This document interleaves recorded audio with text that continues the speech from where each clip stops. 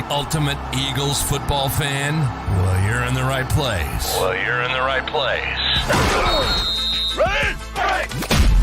This is Birds 365, hosted by the new Mac and Mac, Jody McDonald and John McMullen. Here we go. Who collectively have covered and talked about more than 50 plus years of Eagles football. Kick off your day with Birds 365.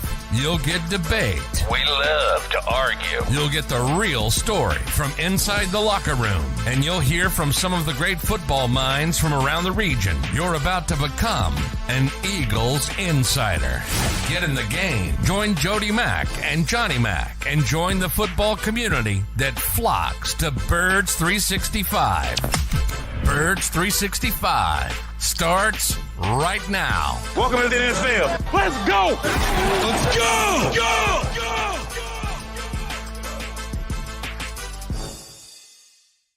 EAGLES, Eagles.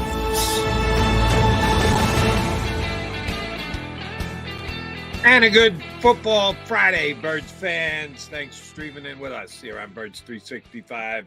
Jody Mack, Johnny Mack here to hang with you for the next 2 hours talking Eagles football and all things football, since it's a pretty damn big weekend leading into free agency for all 32 NFL teams. Johnny Mack, I'm going to let you choose. Do you want to start today's show by talking BG, which I'm sure you can figure out pretty easily, and or SB, which has spent the last 5 years up the turnpike running the ball against the Eagles, but rumors are plenty that he could be running the football for the Eagles. Which one do you want to talk about first? Well, I think BG's pretty self-explanatory. He just explained what's going to happen, and I've always said that's one of the easier negotiations Howie Roseman has. I mean, he's coming back for his 15th year, and there's not going to be any issues with it, and everybody's happy. So I think that one's easily tied into a bow. So I guess it's SB, and we'll talk about it. And boy, I love a bunch of those guys. Some of the well-sourced New York reporters reporting the same thing, which tells you where it's coming from. You can do the math there. But look, I'll believe it when I see it. It's not a fit. I don't see any way it's a fit. It makes no sense from Howie Roseman's history. Could Jeffrey Lurie order him to go in a different direction? I guess he did it with the head coach in a limited fashion. But, I mean, he's the guy who talks about high-powered passing offense. I got a lot of people, and I mentioned last year, the Eagles already had a running back and could catch the football because that's the mentality. Well, Saquon can catch the football. Well, so can DeAndre, and they didn't use it. Right. And then I get the pushback. Well, the offensive coordinators knew. So 2 things about that. Yes, thank you for the obvious. The 15 people who pointed that out to me yesterday did not know that. One, take a look at Austin Eckler's numbers from 2022 catching the football to 2023. Now, it's not apples versus apples because he was injured a little bit, didn't play all 17, but he was in 100 down to 50-something, and he might be washed to begin with. So, number one, I would say look at that. And number 2, it's about the stinking quarterback. The quarterback doesn't want to throw the ball to the running back.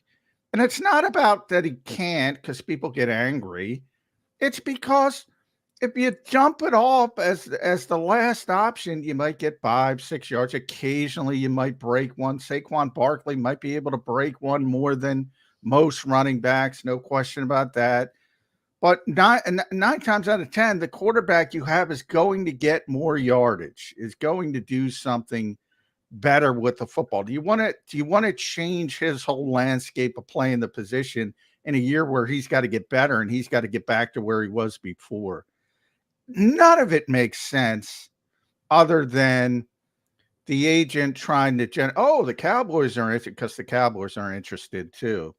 The Eagles are interested. Magically, the NFC East teams are interested.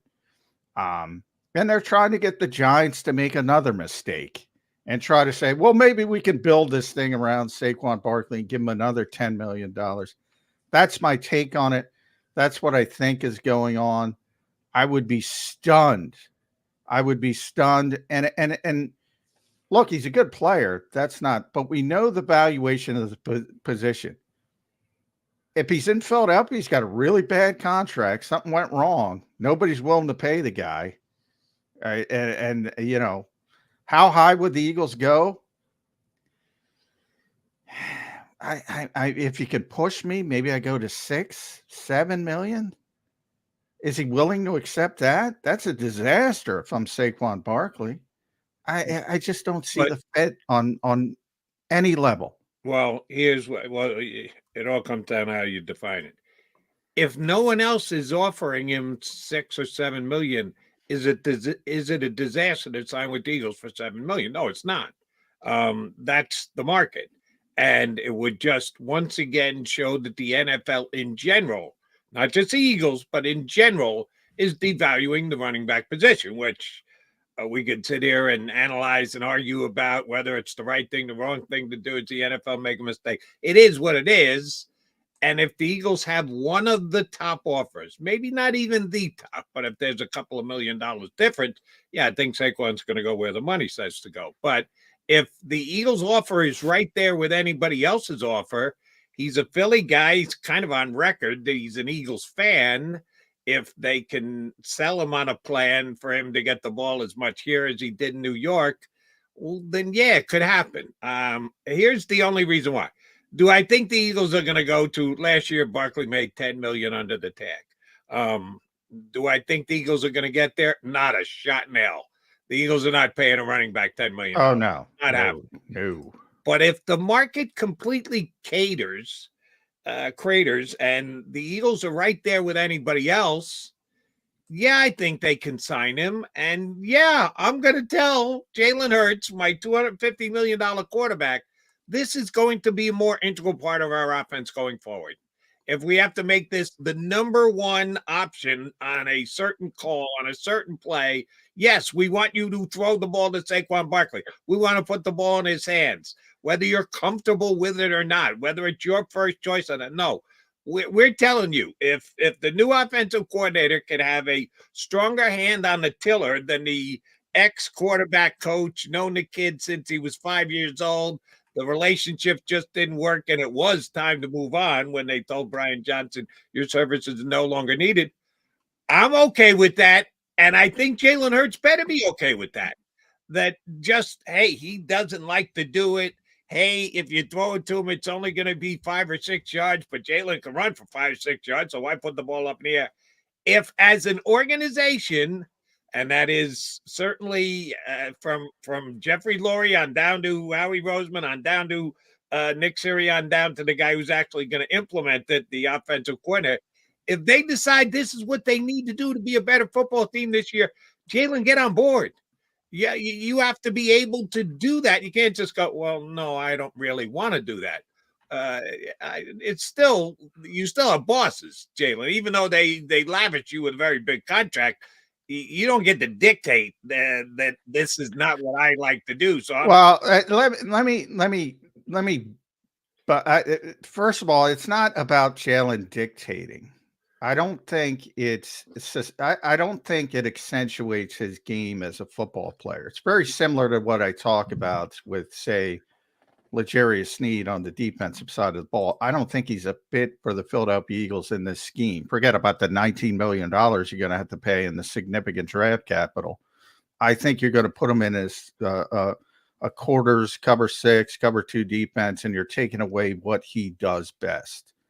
I think you'd be taking away one of Jalen Hurts' what he does best type of atmospheres by saying, oh no, you got to be disciplined. You gotta throw the ball. You gotta dump it off. You gotta do this. I think you're taking away. I don't think it's Jalen Hurts. Look, I don't think he wants to do it. I don't think it's, and it's not even want. That's probably the wrong description. I don't think it's in his DNA as a football player to do it. I think a lot of quarterbacks who don't have mobility and don't have the ability to extend plays, it's in their DNA as a player because they have to. and they grow up along the way, and that's what they do. All right.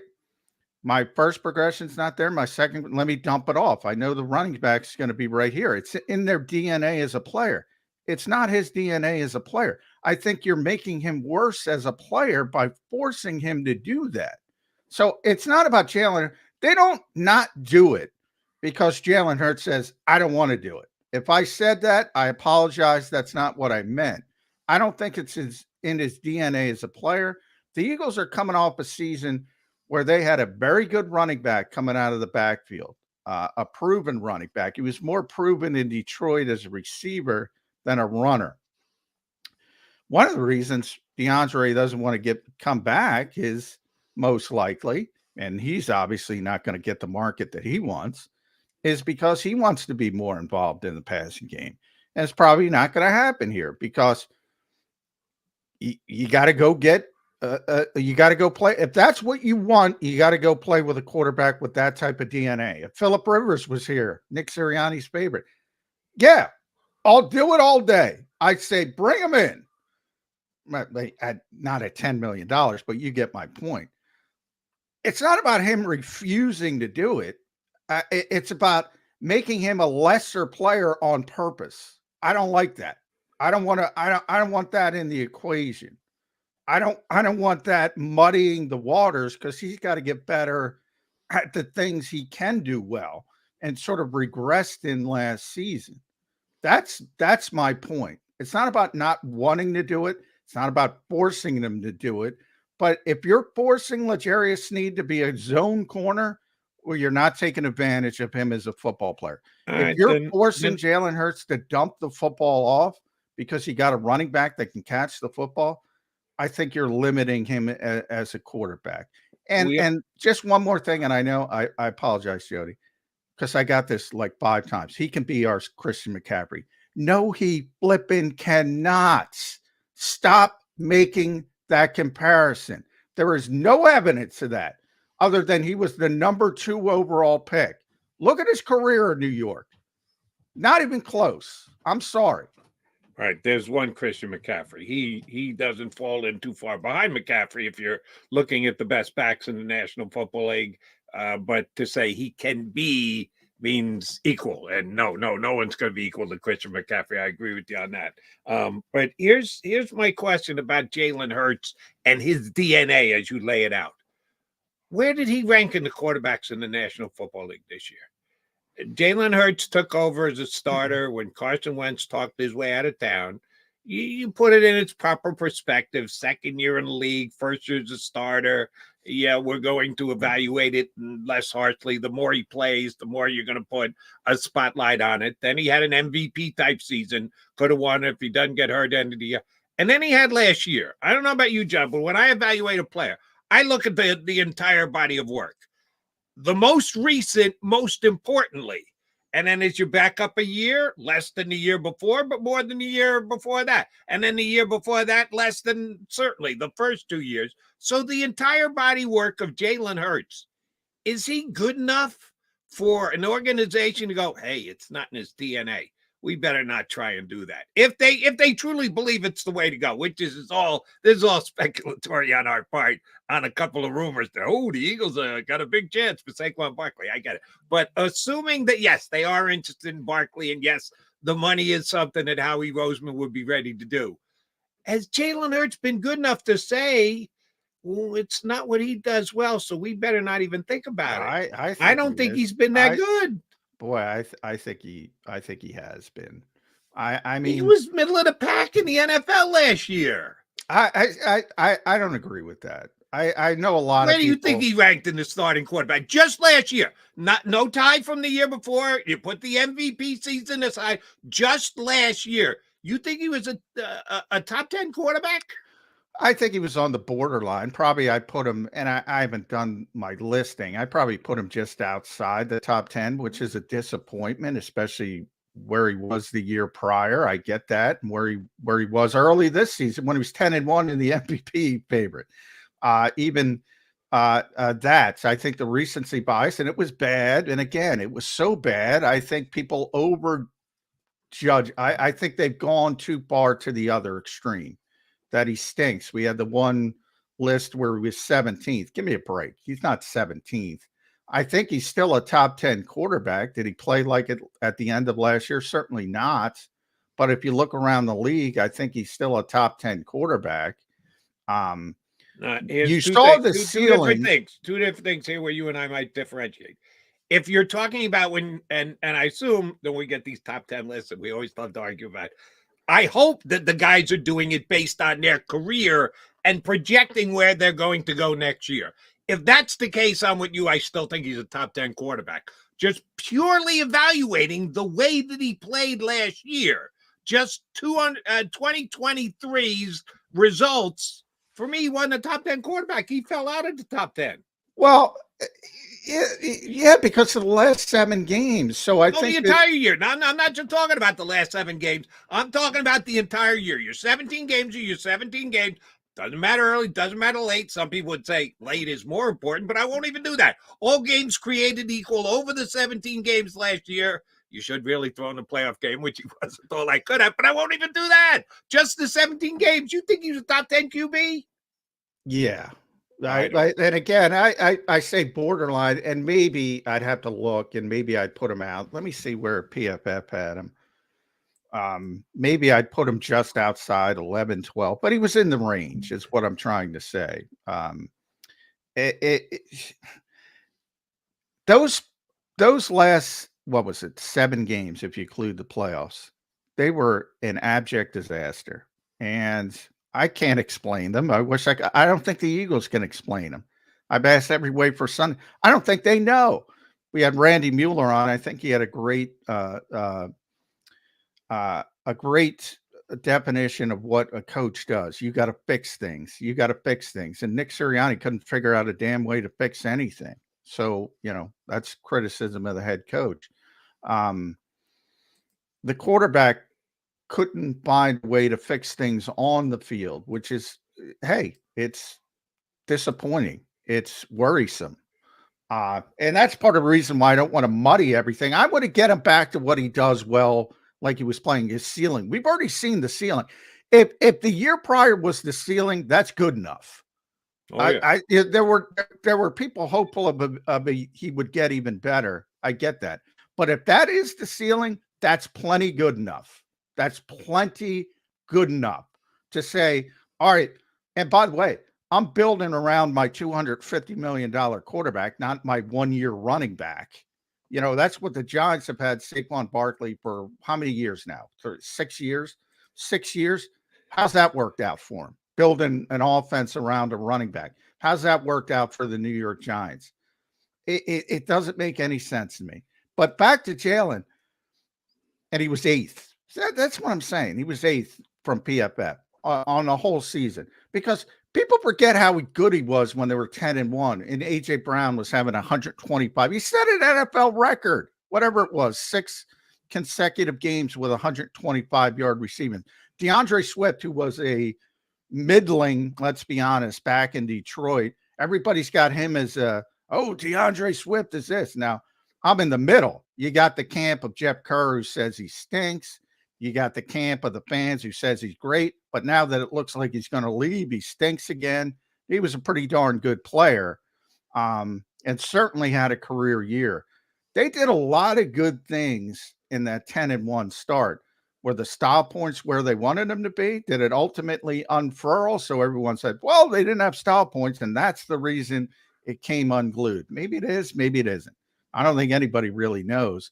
But I do think people dismiss whatever he was, 25 out of 27 starts. You don't do that by accident. You don't do that by accident. And that's why those last 7 games were so bizarre for so many reasons, because it is hard to win in this league. And you can't win 25 games and 26 games. It's unbelievable. And then all of a sudden fall off the earth and not be able to fix anything. So there's plenty to worry about. But if you're telling me I'm going to go in and Kellen Moore's going to go in, nope, Jalen, you got to dump the ball off to a 1-year running back who's probably not going to be here the next year. Get the hell out of here. Try to accentuate the quarterback. Try to accentuate the franchise player. Try to accentuate the $255 million player and get him back to where he was when he was a runner-up for the MVP. That's my job description if I'm talking to Kellen Moore. This is what I want you to do. Get that quarterback back to where he was when he was the runner-up for the MVP. If you could guarantee me that's the case, Johnny Mac, I'm with you 100%. Scrooge get Saquon Barkley and everybody else. Let Kenny Gainwell carry the ball all year. I'm good with it. I don't know that that's going to happen. I hope it does. And I hope he's got his legs underneath him again next year. We speculated that'll be one of the questions we'll ask our first guest, Paul Domowitch, who's in the green room ready to join us when we come back. Why wasn't Jalen Hurts as good? Why was there the drop-off? Usually there's a progression. At his age, quarterbacks in the NFL, I thought there was a chance you could pick up a little bit more. Not much, because he was runner-up for the MVP. They asked for more than that. That's outrageous. But could he have picked up or at least held firm where he was at? No, there was a pretty big drop-off. Why? And part of it has got to be on Jalen. We can put a lot of blame, as I do, on Brian Johnson, the offensive coordinator, but part of it's going to be on Jalen. Are we sure that Kenny Gainwell or re-signing DeAndre Swift, that's going to tick it back up for the Eagles next year? Yeah, there is an advantage to running the football and that making the passing game easier. And Saquon Barkley running the football, I get it. Catching the ball out of the backfield is a big part of his game. He's very good at that. But he's also pretty good at just flat out running the football, better than the Eagles have had the last couple of years. I don't think you can just dismiss that. Now, chances are none of this is going to happen because I don't think the Eagles are going to invest the money that's going to cost to get Saquon Barkley, even though I think there's a chance it'll be down from the $10 million he made last year.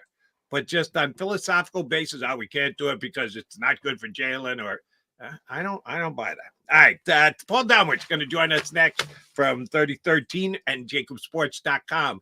Damos on Birds 365.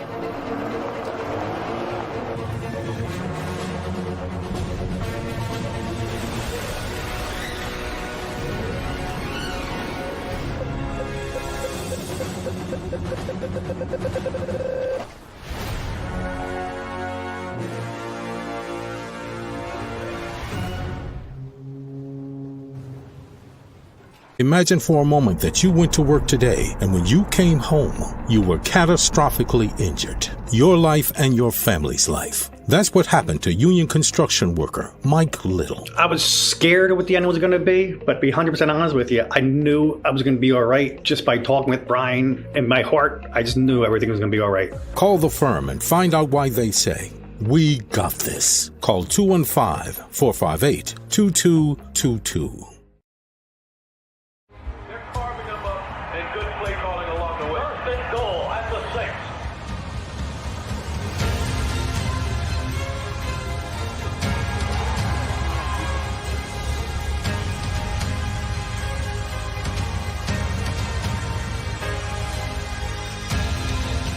Field of life, First Trust Bank is there for you. Champions on 3. 1, 2, 3. Because Philadelphia dreams deserve a Philadelphia bank. Underdog Fantasy is the easiest place to play fantasy sports, and certainly the easiest when you're watching the NBA. And the NBA playoffs are almost here, and you can win money making picks. What are you waiting for? Sign up on UnderdogFantasy.com and use the promo code WIN. An Underdog will double your first deposit up to $100. That's UnderdogFantasy.com. Use the promo code WIN. Get ready for the NBA and get ready for the NBA playoffs. Go to UnderdogFantasy.com. Use the promo code WIN.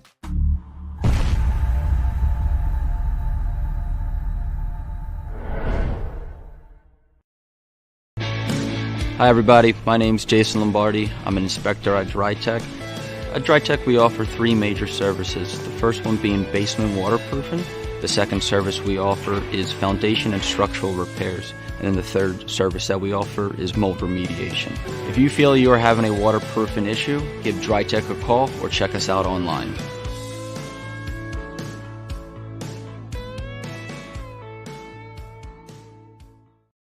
you stream on a Roku, Fire Stick, Google TV, or Apple TV? Now you can watch 6ABC 24/7 with the 6ABC Philadelphia streaming app. And the big story on Action News? Search 6ABC Philadelphia and start streaming today.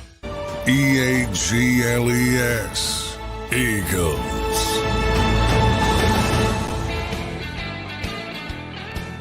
Mac guys here on Birds 365, McMullen, McDonald, and we've got the esteemed, long-time writer for the Philadelphia Eagles, doing it nationally now for 33rd team, doing it for us here at JAKIBSports.com, and doing it on Hall of Fame week. I thought we were going to get him on and talk about Hall of Fame, but now we're so deep in the weeds with the Eagles, we're going to stick with that with Paul Domowitch. We'll talk some Kelce, but yeah, I love Jason, but too much Kelce this week. Too much. Yeah, I'm but over Kelce. I need Damo's opinion on the whole Hall of Fame and Kelce thing. But since we were just talking Eagles, we got to go there first. We all agree Jalen Hurts had a drop-off year. There's no way to even sugarcoat that he was at a level. He came down to earth pretty badly last year. And I'm sure we've asked you this question before, probably umpteen times, but I'll ask it to you again because the Eagles have to figure out how to best go forward. Why the drop-off with Mr. Hurts this year? Give me the top 2 reasons. There are 22 reasons. I'm going to ask you to give me the top 2. Boy, tell the Eagles because they don't know, Damo, too. Yeah, tell them. I hope they're listening. I think it was a combination of 2 things, which is how much you're giving me. One is on his, as far as him, I think his decision making really took a big drop downward. Obsession with the deep ball, things like that. Holding on to it too long. Those kind of things I think hurt him. And the other is the coaching. Like I've said many times to you guys, defenses adjusted to that offense after 2022. They didn't seem, Nick didn't seem to feel the need to adjust and anticipate what defenses were going to do to him, and wasn't ready for it. I've called it arrogance. I'm not sure what you would describe it as, but we're going to see it obviously change this year. Yeah. By the way, that's a good explanation, Dom. Well done. Because those were certainly 2 of the bigger problems with Jalen Hurts. When it comes to Nick, and I do agree with you, there's a lot of hubris, a lot of arrogance, a lot of we just got to get better at what we do. You're not the first guy to think that. And other coaches have been very successful with that sentiment. I always bring up Jimmy Johnson back in the day. That was a real simple offense, man. Yeah. 3 running plays. Everybody knew what was coming, and they couldn't stop it. So I think there's some background in Nick's thought that we're just better than everybody else. I get that part of it. But when it's clear that, hey, that's probably not the case, we got to do some different things. I think you got to be able to make that change pretty quickly. I think that was the issue. Yeah, I mean, you mentioned that Cowboy offense. The Eagles were much more gimmicky than. I mean, the Cowboys they basically had Emmett Thomas. They didn't care how many people you put up in the box. They were going to slam the ball down your throat. It's unbelievable. Yeah, I mean, you look at Troy Aikman's numbers. I mean, he belongs in the Hall of Fame. There's no question about that. But I mean, his numbers pale in comparison to passing numbers today because they essentially rode Emmett Thomas, Emmett Smith. Yeah. But yeah, but yeah, Emmett Thomas was great too. Great defensive back. So I mean, today's NFL, you can't do that. No. You can't change because defenses are going to change, and it's a chess game, and they weren't ready for the rematch. Yeah. So is that on Sirianni? How much of that now? We're again dividing blame. How much of that is on Nick? And I get the entire offensive coaching staff puts together and is contributing to the game plan leading into Sunday, working it all through, looking at all the angles. But then in the moment, it's one play caller, and it's the guy upstairs who was the former quarterback who was supposed to have a better grasp on Jalen than anyone else since he's known him since he was in diapers. How How does that blame get split up? How do you look at if there was an indecisiveness to Jalen's game, the play calling, the hubris, all that in together? How much of that is on the head coach? And how much is that on the play caller? I mean, I put most of it on the head coach, Jody. I mean, I'm not saying Brian was without blame, but he was calling plays within the structure of the offense, within the game plan that Nick was dictating. I think as they struggled early on, the relationship between Jalen and Brian kind of went off track. The change from offensive coordinator, from quarterbacks coach to offensive coordinator was different, and they never quite got in sync. I think the offense, Nick's offense contributed to that, but Brian has to take his share of the blame for not being able to get a guy he's known since he was 4 years old, back on track and believing in what they were doing, even if what they were doing had flaws. Let's get to Saquon, Damo. You probably heard me and Jody going back and forth. His agent, I didn't look up his agent. I should know that, but I'll look it up. He's doing a good job. I'll say that. Magically, the Eagles are interested in Saquon Barkley, and the Dallas Cowboys are interested in Saquon Barkley, trying to put the squeeze on the New York Giants to make another mistake. What is it about Saquon Barkley, other than the pedigree, tremendous talent, no doubt about that. But if you look at his history in New York, it has not worked out. And you could argue trying to build an offense. You just mentioned you can't build. I brought up the Emmitt Smith Dallas Cowboys. You can't build an offense like that today. You can't. It wouldn't work. Especially not with a guy who's had some injuries. Yeah. So, you're dealing with that. And no, I mean, I can't. On no planet do I see them signing Saquon. Same here, but yeah, it is. My buddy Pat Leonard, some really plugged into New York reporters, all getting the same information. So you know where it's coming from, and it seems obvious to me. But we've had this discussion with DeAndre Swift, and I know you're a big guy. You're a big get the football in the passing game to the running backs more, and he's successful. My presumption is it's not a strength of Jalen's game. It's not in his DNA.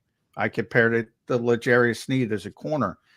If you're bringing in L'Jarius Sneed to play zone like the Eagles play, predominantly zone, you're doing the kid a disservice. He's a press coverage guy. That's what he was successful at. That's what made him a $19 million corner with Steve Spagnuolo. Quarterback, it's more, obviously there's bigger parts of it, but part of it is same thing with Lamar Jackson. Baltimore's not saying, oh, Lamar, you better dump it down to the running back. Be disciplined, dump it down to the running back.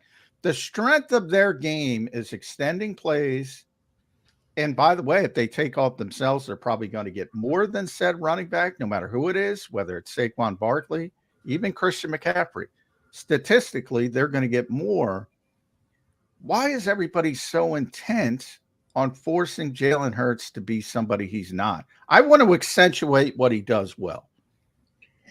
Well, I mean, he's become an excellent deep thrower.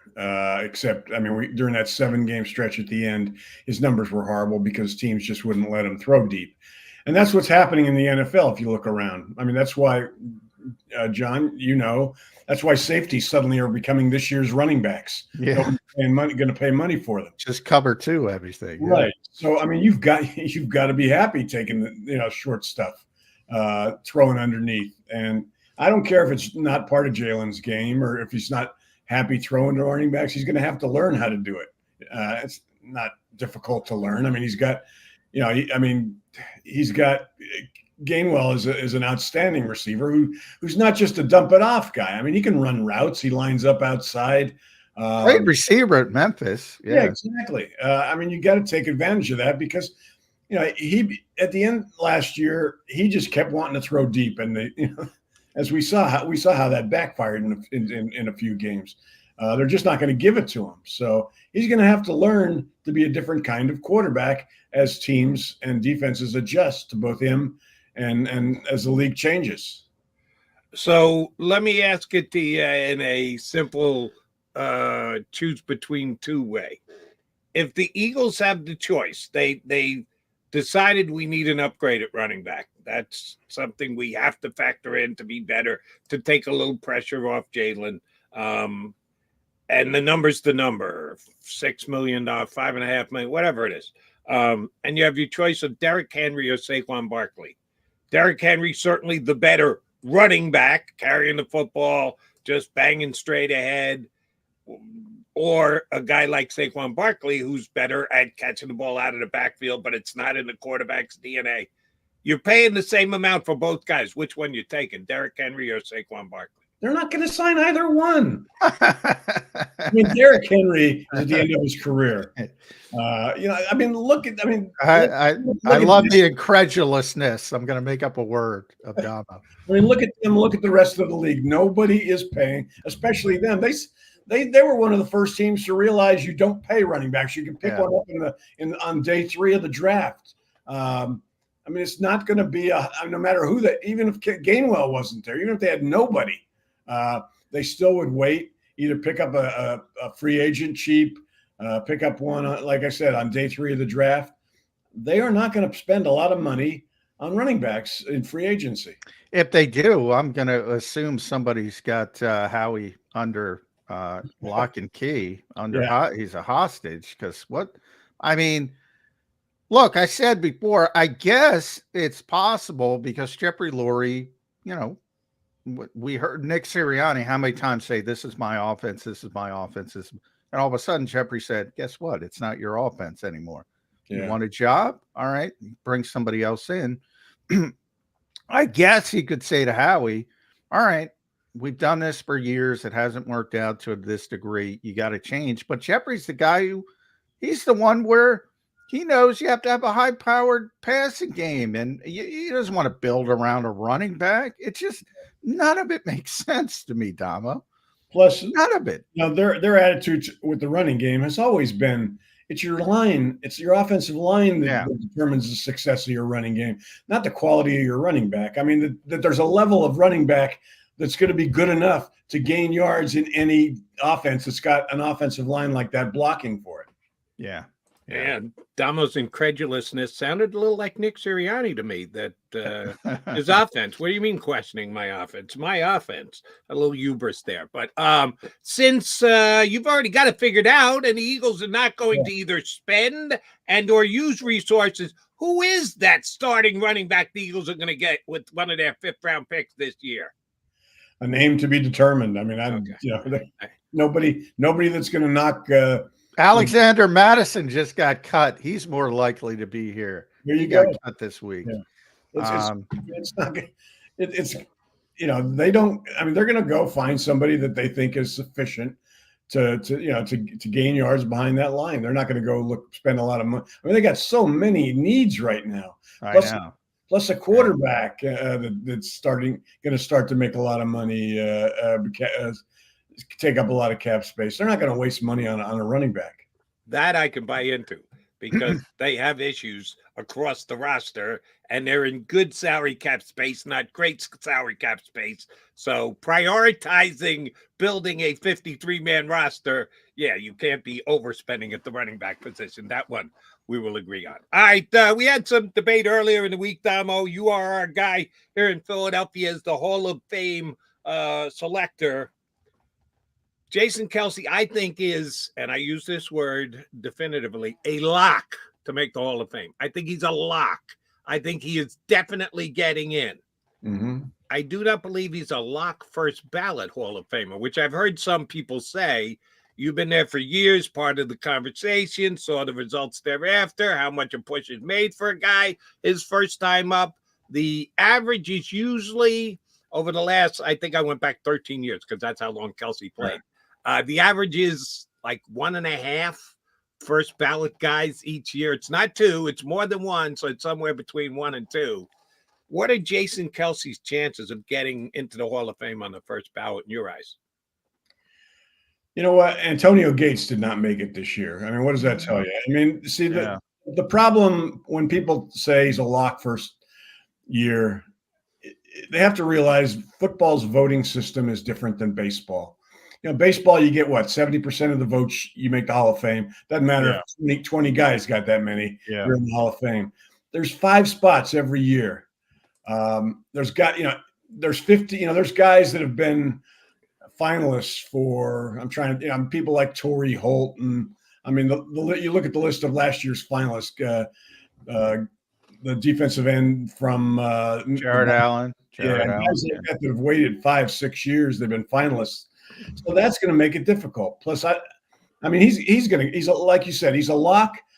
It's a lock Hall of Famer. Brian Dawkins went in the second year, and Brian Dawkins still is mad about that. But what are you going to do? I think that could be Jason's situation. Makes it on the second year.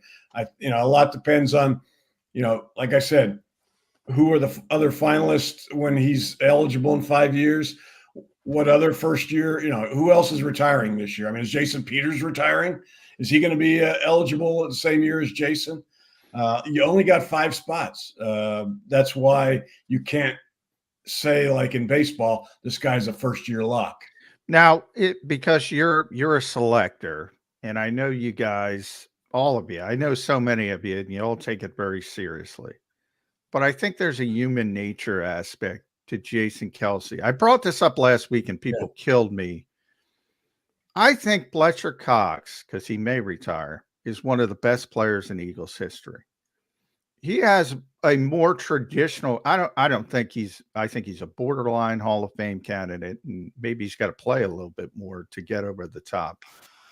He's got a more traditional career, dominant early and then slowly slipping off. Whereas Kelce, he was a solid starter for a while, and then all of a sudden, late in his career, 2017, basically, 2016, 2017, he takes off, and it's all pro. You rarely see that. Then you have the stuff off the field. He's just phenomenal, leader, teammate.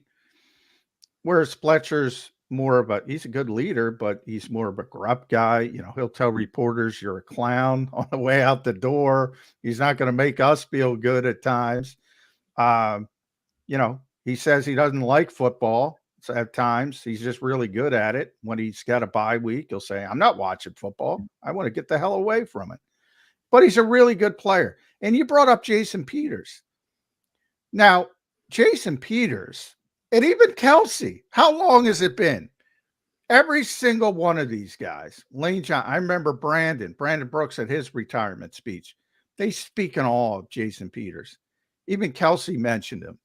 And how long is it? But Jason's still hanging on and playing. He's had some money problems. He's still hanging on. And that sort of disparages what he was in his prime. How much does that off the field, like Kelce's a home run off the field. How much does that help his candidacy? I don't think the off the field stuff is going to be all that beneficial as far as the Hall of Fame, John. I think it may help that, you mentioned, most of his all pro recognition came at the end of his career. He's finishing on top in contrast to Jason Peters, who has done just the opposite. It's been hanging on.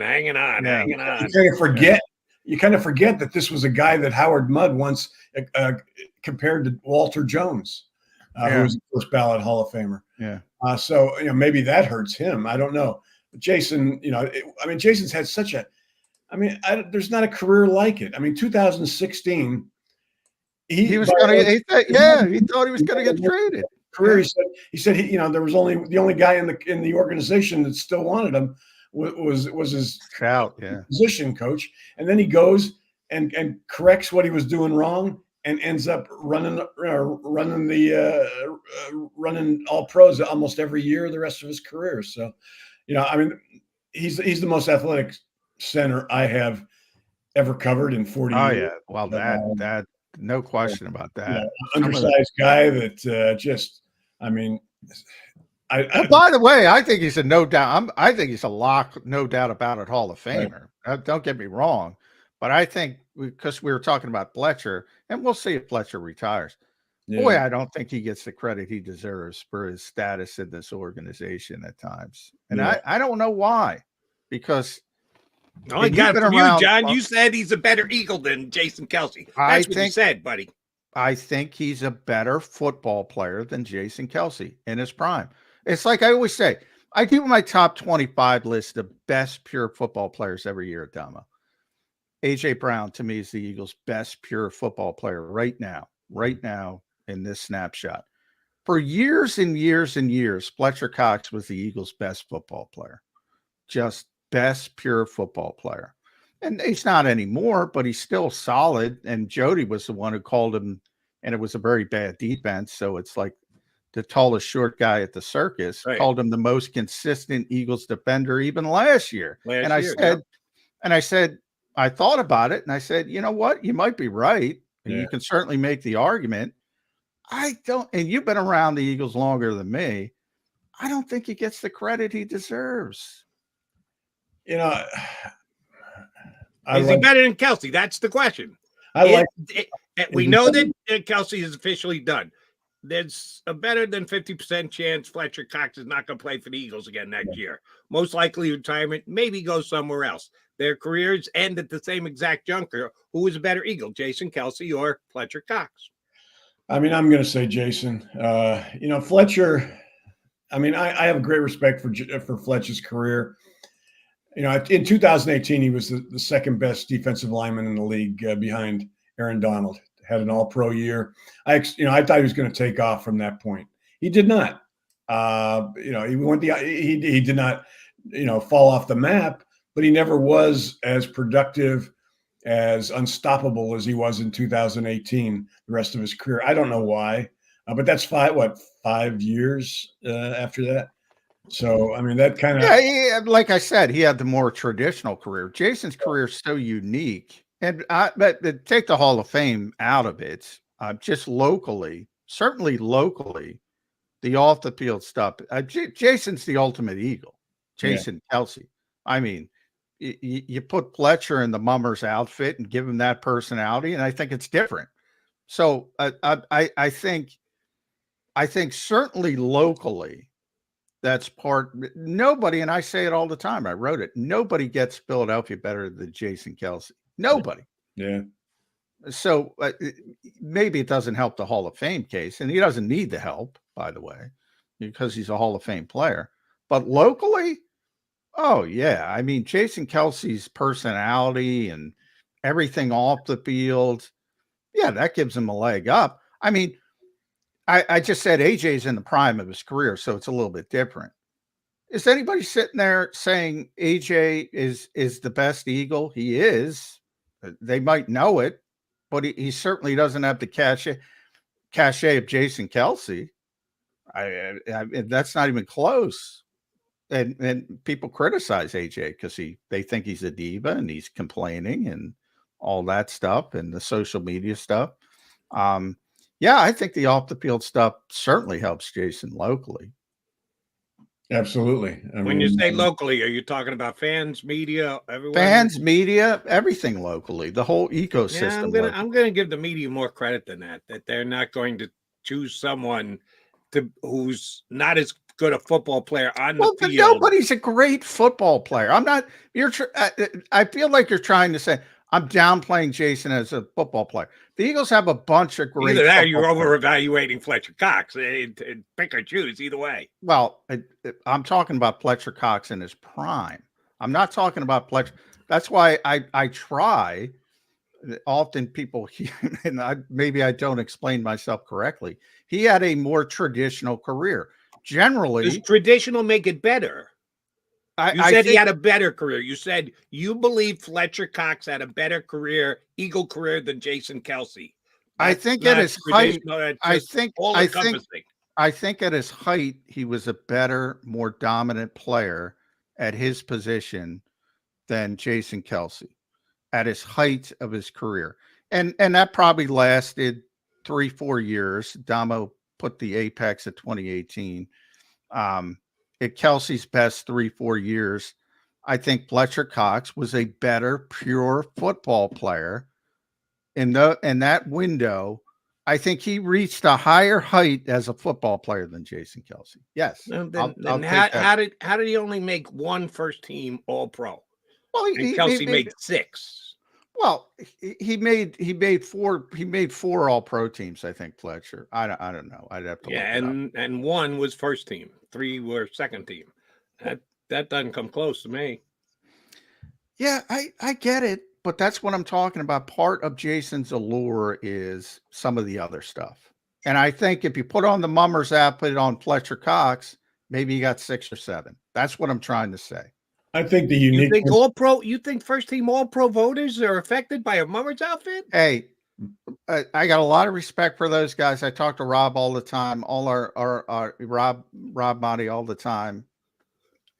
Some guys do a good job. Some guys don't do a good job. I'll just leave it at that. I think the uniqueness of Jason's style of play was a big reason all pro voters liked him so much. I mean, you just don't see centers that with the athleticism that he had that could get outside and, on screens and outside zone plays and get to the second level like he could. I mean, generally centers are guys you hardly notice on the field. That wasn't the case with Jason.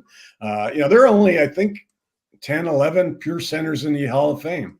Which not a lot. Yeah, which tells you how difficult it is at that position to get in. Again, it's not going to be difficult for him, but I think that's one of the reasons why he stood out, because of the uniqueness of his style of play.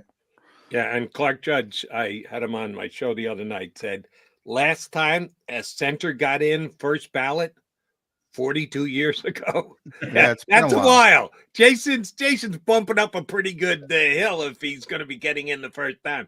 I don't know that that's possible. Well, guys like Dwight Stevenson and Dermontti Dawson, who are regarded as 2 of the best centers of all time.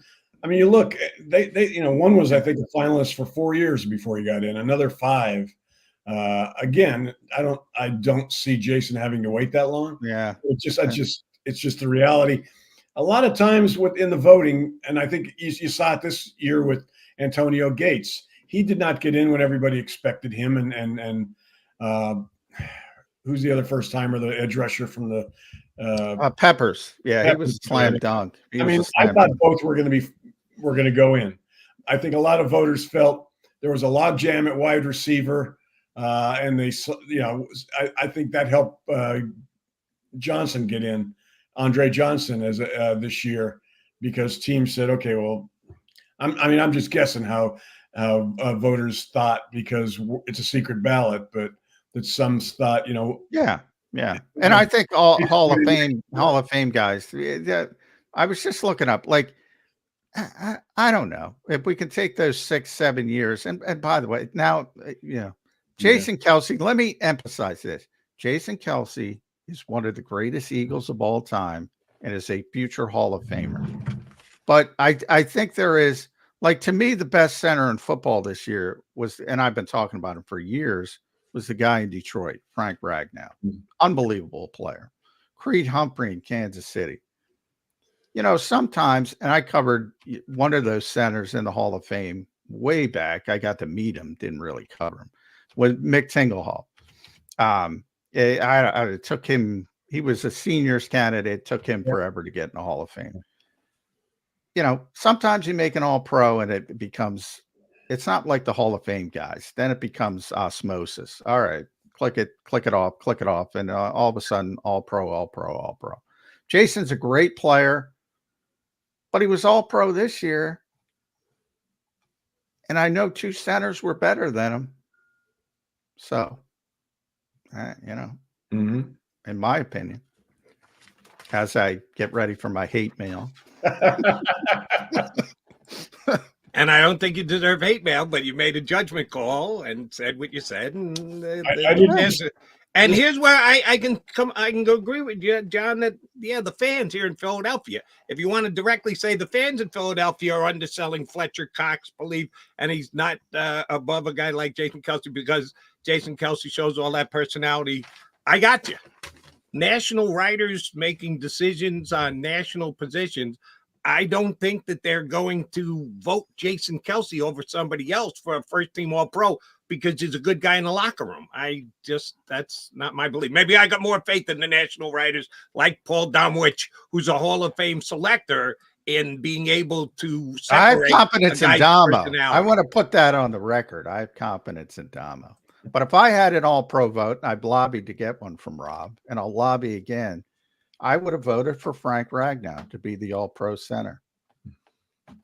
No, That's you know, I mean, I like Frank. I didn't compare centers this year because Rob took my vote away this year. So it was the first time in 35 years that I haven't voted for the All-Pro team. So for Associated Press, I can't say if they're Frank or any other centers played better than Creed or somebody like that. Creed was that. I got to look at PFF. Let's see what PFF says.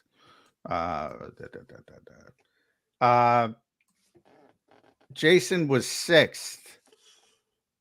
Number 5 was Eric McCoy of the Saints. Number 4 was Creed Humphrey. Number 3 was Drew Dalman. Number 2 was Connor Williams of the Dolphins. He had a great year, but they got hurt, so that doesn't really matter. And number 1, Frank Ragnow. Yeah. Ragnow's a good player. All right, Damo, before we let you go, we got to bring it back to today because we haven't done anything with Haason Reddick.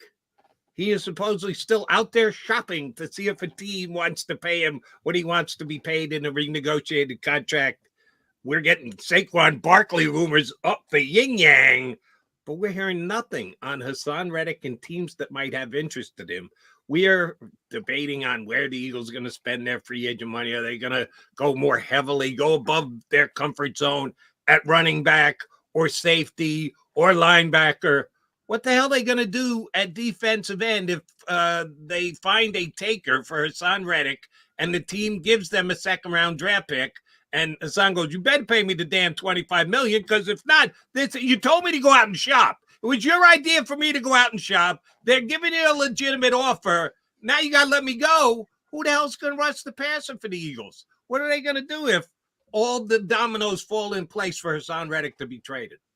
Yeah, I still think he'll be back because I just don't see how you can let him walk, considering that that's not a position they're terribly deep in right now. So you think they're going to, what do you think they'll pay him? Well, that's the question. And how do you structure it if you give him something, a new deal? I mean, you can't have a deal where he's got plenty. He's got 3-4 good years left, I believe. But, you're also got other guys you got to pay at some point here, although the cap is going to continue to go up $30 million a year probably. So, I mean, it's not going to be as big a problem as I think. But, I mean, when I look at how they should approach this offseason, Jody, whether it's Reddick stays or goes, I mean, I'm putting free agency money in an edge rusher because there's some out there. I think, they can use – I mean, I something tells me that they're looking at this draft and seeing 2002, the Sheldon Leto draft, where that's, they're going to get their cornerbacks and their safety, or at least their cornerbacks that they need in the draft. You get your linebackers and edge rushers in free agency this year. At P Damo, make sure you follow Paul, the voice of reason on X. I'll leave it here with you. You mentioned safety. Everybody's available at safety, man. They are that. And you talk about Vic Fangio, and all of a sudden, Justin Simmons is out there now. That is a very good player. Yeah. Talk about a player, but he's post 30. It seems like the Eagles want to get young. They want to get back to that Brandon Brooks mentality of get somebody off that first rookie contract if they're going to go in free agency. Do they fall for the big name trap and say, let's reunite Vic Fangio and Justin Simmons, which would be expensive as well still, I think.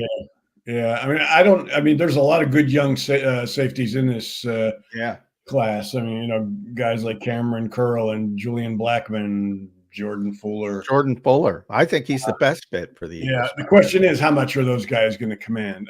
Again, we get back to the point, safeties are the new running backs. As far as, I don't think the Eagles are going to pay any safety a lot of money this year. I don't think any team with a few exceptions of some foolish teams that might get carried away. I think in an ideal situation, they would like to get you reunite Justin Simmons and Vic Fangio for a couple of years. But what's he going to cost at 30 years old? So I don't know. But that's the guy I see coming here at a reasonable salary. And they have, John likes to point out, always reminds us, they were willing to pay some good money for the safety that went to Marcus Williams. Williams. Yeah. So now they didn't get him because Baltimore paid even more.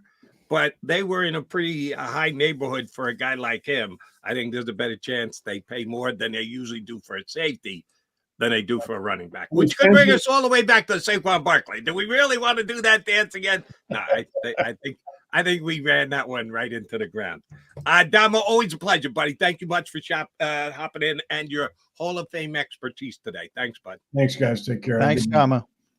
You can read Damo at both the 33rd Team and JAKIBSports.com. Jody Mack, John McMullen here with you on Birds 365. We got another good guest in hour number 2. Mike Tanier, one of our favorites, is going to jump in with us. So please stick around. And while you're at it, why not take advantage? I'm going to give you a chance to save some pretty good money here, guys. Birds fans, here's your chance to save up to 40% on car insurance right now at one of JAKIB Sports' great partners. Here's what you need to do. Call Managing General Partner Jim or Fran and tell them you're a friend of both JAKIB Sports and Birds 365.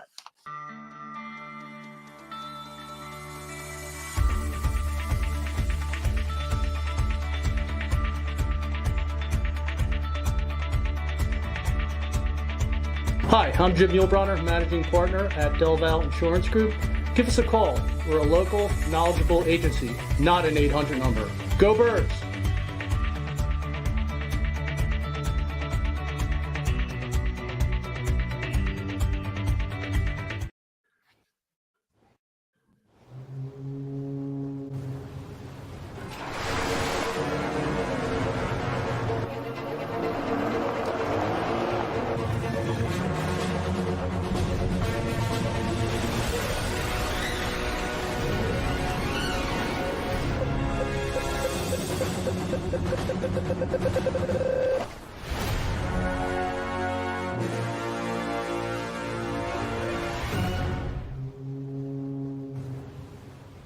Imagine for a moment that you went to work today and when you came home, you were catastrophically injured. Your life and your family's life. That's what happened to union construction worker Mike Little. I was scared of what the end was going to be, but to be 100% honest with you, I knew I was going to be all right just by talking with Brian. In my heart, I just knew everything was going to be all right. Call the firm and find out why they say, "We got this." Call 215-458-2222.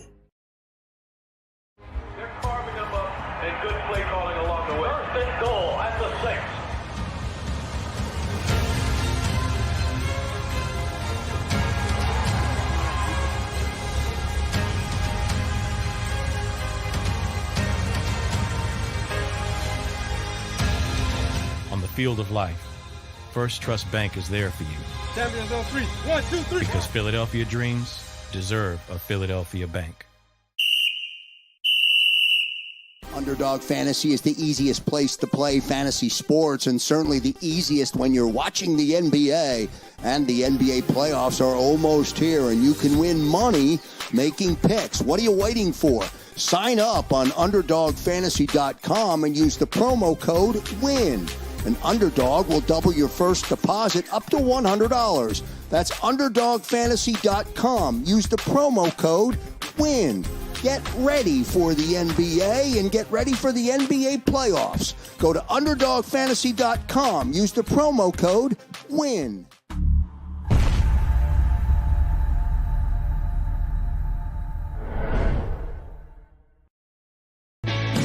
Hi everybody, my name's Jason Lombardi. I'm an inspector at DryTech. At DryTech we offer 3 major services, the first one being basement waterproofing. The second service we offer is foundation and structural repairs. And then the third service that we offer is mold remediation. If you feel you are having a waterproofing issue, give DryTech a call or check us out online.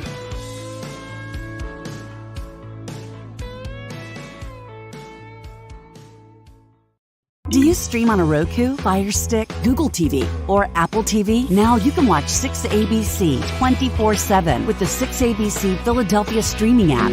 For the big story on Action News, Search 6ABC Philadelphia and start streaming today. EAGLES, Eagles.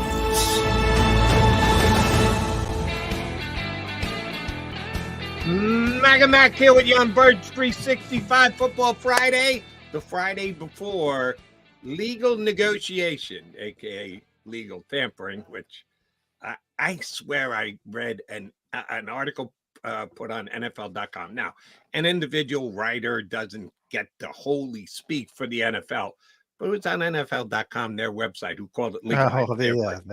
Yeah. Well, editors messed up occasionally, Joe. Shame on that editor. I hope he kept his job and got through it, because I love saying it's the greatest oxymoron in all of sports. But John defended the other day. The NFL didn't say it. That's the media that made that up. Okay. Mostly, yes. But I swear I saw one NFL writer. Well, I hate defending the NFL. I try to, if I do make a mistake, I try to correct it, and I tell the truth. So, I mean, it isn't the NFL's titling of it. That's all I'm trying to say. That they don't call it that. They don't call it that now, but I'm telling you, I heard it called that before. And whoever, all-inclusive chastising by Jody McDonald, anyone who's ever called it legal tampering, there is no such thing as legal tampering. It's an oxymoron. It is what it is. But the NFL now has officially stamped it as legal negotiation session. 2 days, Monday to Wednesday. On Monday, teams are legally allowed to talk to whatever players who are up for free agency. They can come to an agreement, a meeting of the minds, but it can't become official till Wednesday. And John, it's very, very, very infrequent, but there have been situations where players have backed out of deals with teams and our teams. Oh yeah, happens. Yeah. Players. Oh yeah, and usually there's one or two almost every year where it's reported in the negotiating window that a deal is done and it ends up falling apart for whatever reason. The Jets with Anthony Barr, there was one last year. I can't remember. Yeah, but it happens. It doesn't happen a lot, but right. It happens. It's infrequent is the way I would describe it. It happens. So until, March 11th, to March 13th, and then the new league year starts on March 13th. So still stuff is signed and filed with the NFLPA, and that's when we get all the contract info. Nothing's official until it's signed. Right. But and the one here in Philadelphia, correct me if I'm wrong, I don't even know if you were on the beat at the time, but Frank Gore was. Oh yeah, I wasn't here. Yeah. And then Frank Gore wasn't an Eagle. It was reported that Frank Gore had come to an agreement with the Eagles, and then all of a sudden he wasn't an Eagle. So it does. So when you hear John and I come on, and it doesn't open up till afternoon, right? I think it's 12 o'clock on 12 o'clock. I pulled up, by the way, the NFL football operations, because every year the NFL sends out important dates to reporters. During the period beginning 12 noon New York time on March 11th and ending at 3:59 p.m. New York time on March 13th. They went to 59. That's what I'm saying, Jody. It ain't them. And they've been sending this thing out for years. Clubs are permitted to contact and enter into contract negotiations with the certified agents of players who will become unrestricted free agents upon the expiration of their 2023 player contracts at 4 p.m. New York time on March 13th. Yeah, it's not them. It's never been them. It's not them. And I've had this discussion with Mike Signora, who's the NFL PR guy, drives him crazy. It's not them. All apologies to whoever the hell you talked to. I'm telling you, I saw it on NFL.com once. Yeah. Oh, yeah. Well, I believe that. Like I said, editors anywhere can miss something. But and I don't know if they have that big of a problem where they say, oh, you can't say, because everybody says it, everybody uses it, legal tampering. I don't know if there's been any decree that said you can't use that on NFL.com. So I believe that. But the league itself has never used that terminology, is all I'm trying to say. And all I say is it should have never gotten out there because it just is the dumbest thing. That if you're creating an oxymoron on purpose, it doesn't make sense to me. But let me follow up with you with what I did with Damo about Haason Reddick, because if nothing gets done up until this time, as we sit here today at 9/11 on the Friday before the Monday, there hasn't even been any smoke. And everybody's looking for smoke, and everybody's trying to cause smoke. And we had a whole bunch of smoke about Saquon Barkley in the last 24 hours. By the way, Pat said again the Eagles were interested last year, but then he got tagged in Saquon Barkley. Oh, then he could have been right. He can't prove him wrong if he gets tagged. But there's nothing on Haason Reddick.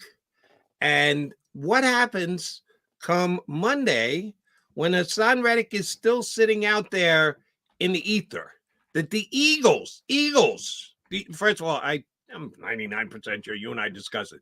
You believe it was the Eagles' idea for Haason to check out his value on the open market, right? Oh, yeah. There's no question about that. The Eagles admit that. Because Haason, well, the Eagles haven't admitted that yet. Well, they admit it behind the scenes. Right. Well, maybe off the record. Harry Roseman didn't do it when he was in front of the media at the combine. He had the chance to. He chose not to, which is fine if that's the way he wants to do it.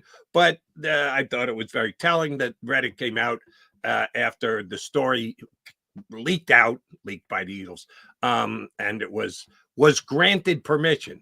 Haason needed to say, "Hey, I didn't ask for it. Wasn't my idea." Eagles were the one who suggested we go out and check for a trade. So, and I think that does have something to do with the way this plays going forward. Whose idea was it? Now, at some point, they'll either get a deal done or he'll be traded, and then it becomes irrelevant. But as we sit here now, I still think it has relevancy as to whose idea it was. Nothing has been stated. Nothing is leaked out. That kind of tells you, if it's me, that it was, of course, the Eagles who did it and the Eagles who leaked the information, because Haason Reddick's people aren't interested in leaking the information right now.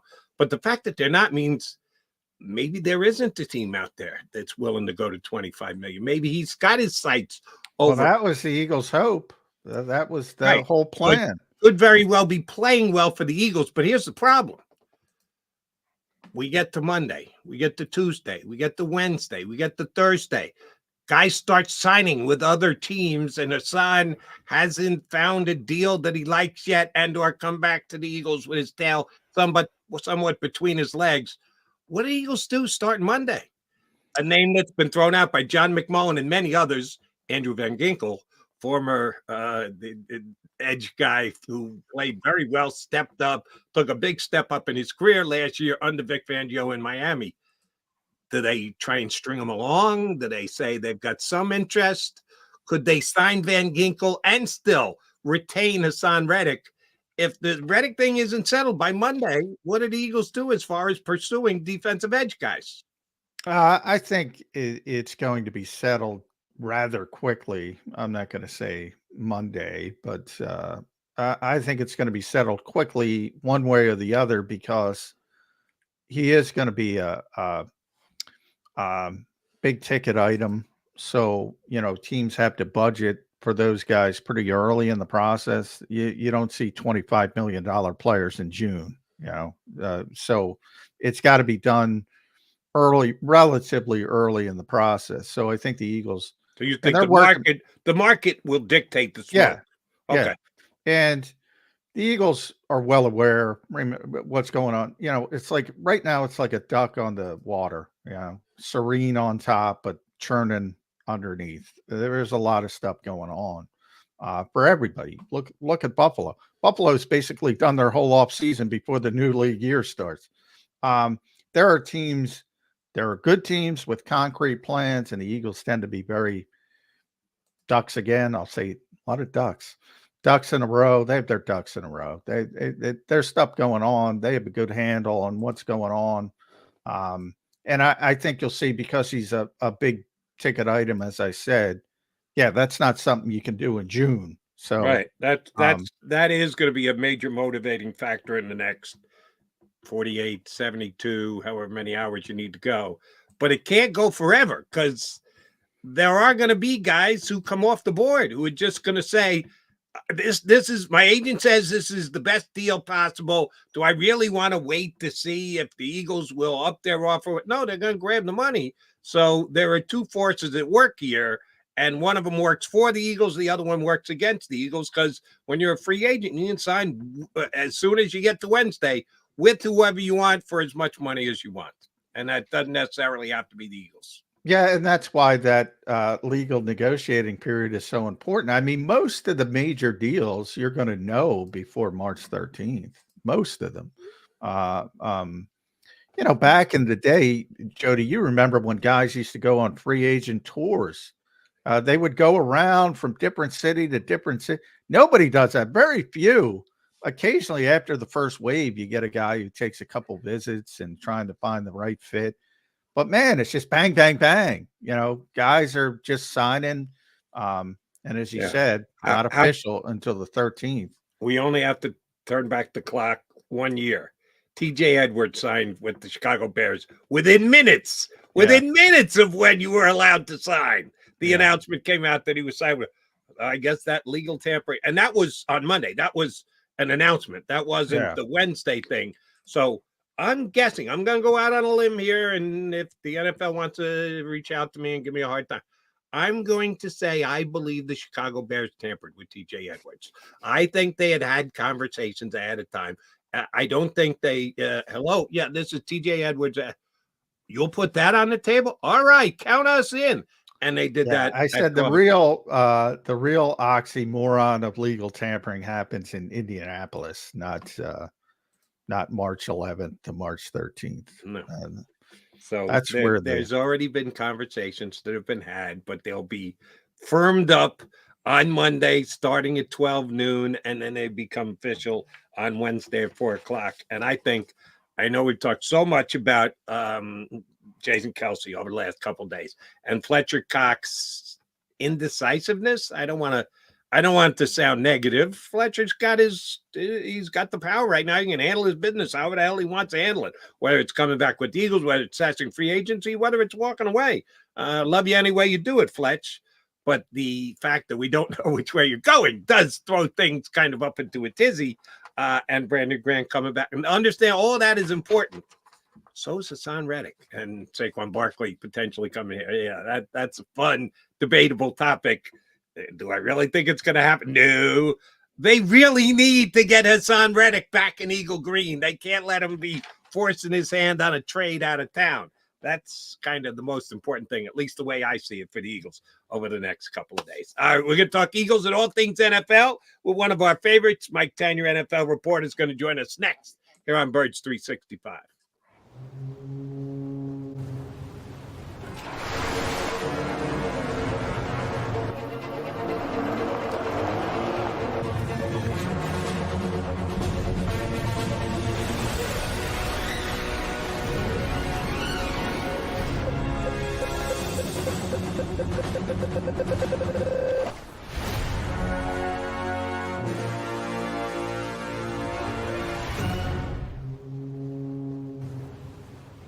Imagine for a moment that you went to work today, and when you came home, you were catastrophically injured. Your life and your family's life. That's what happened to union construction worker Mike Little. I was scared of what the end was going to be, but to be 100% honest with you, I knew I was going to be all right just by talking with Brian. In my heart, I just knew everything was going to be all right. Call the firm and find out why they say, "We got this." Call 215-458-2222.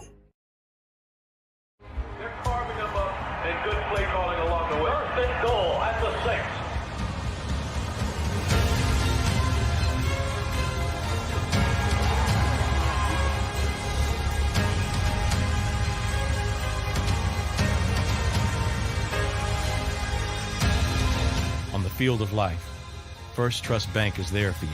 Champions on 3. 1, 2, 3. Because Philadelphia dreams deserve a Philadelphia bank. Underdog Fantasy is the easiest place to play fantasy sports, and certainly the easiest when you're watching the NBA. And the NBA playoffs are almost here, and you can win money making picks. What are you waiting for? Sign up on UnderdogFantasy.com and use the promo code WIN. An Underdog will double your first deposit up to $100. That's UnderdogFantasy.com. Use the promo code WIN.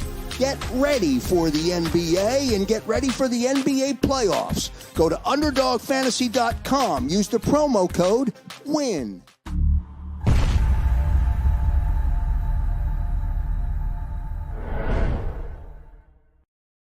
Hi everybody, my name's Jason Lombardi. I'm an inspector at DryTech. At DryTech we offer three major services, the first one being basement waterproofing.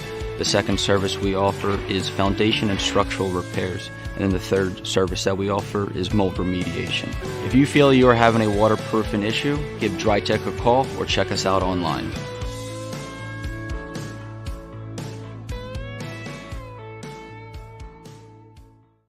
Do you stream on a Roku, Fire Stick, Google TV, or Apple TV? Now you can watch 6ABC 24/7 with the 6ABC Philadelphia streaming app. For the big story on Action News, Search 6ABC Philadelphia and start streaming today. EAGLES. Eagles.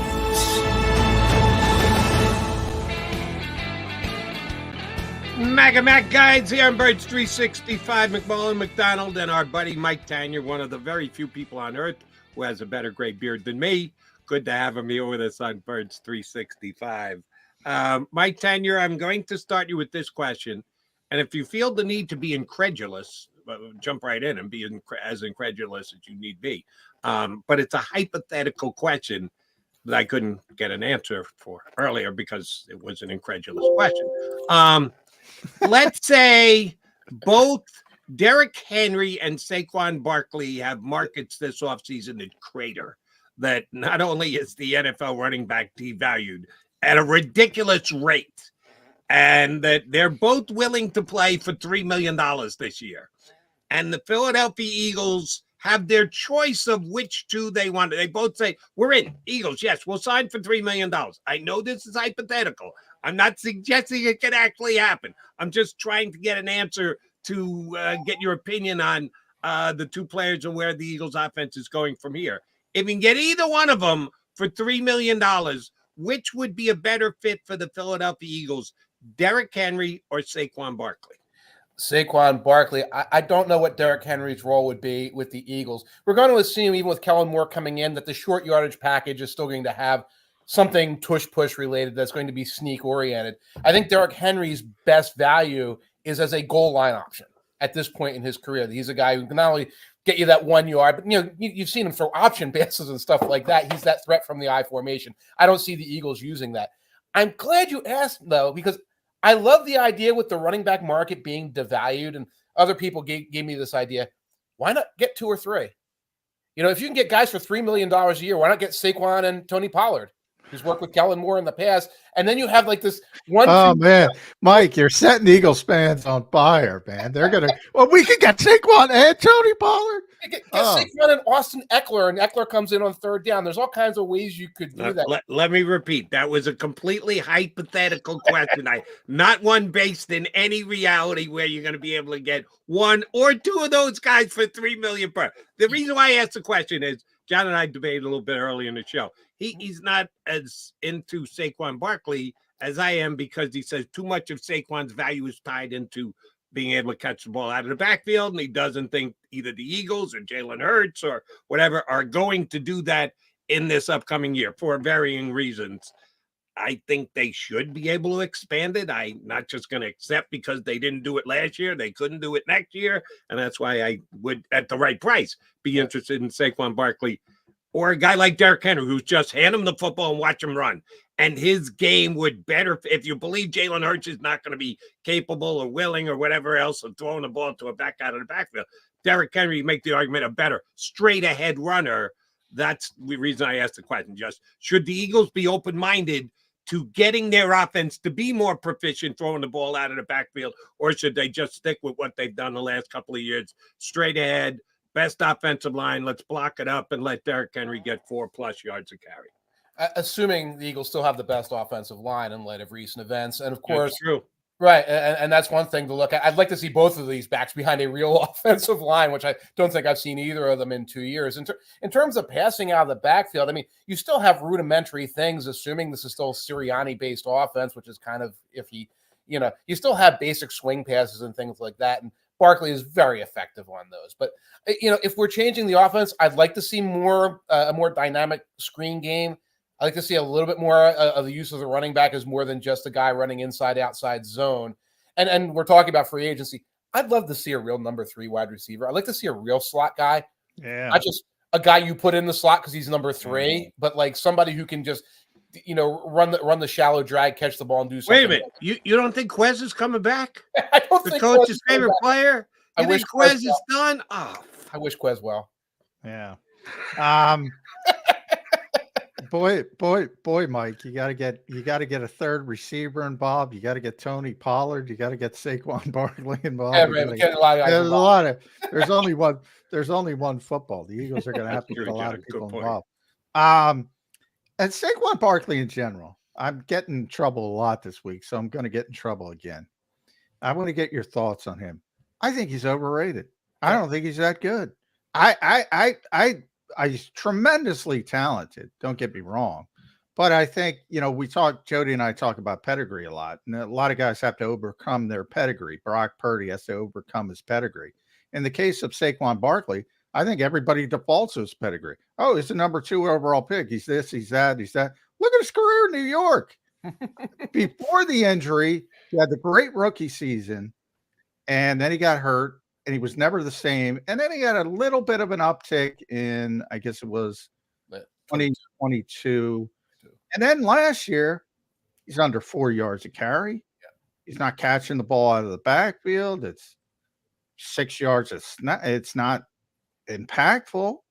Why does everybody think Saquon Barkley is, I don't know, pick a name. I want to comment on this, but Mike, I'll let you go first. Well, why do you think? He's the social media running back. Saquon Barkley is the social media running back.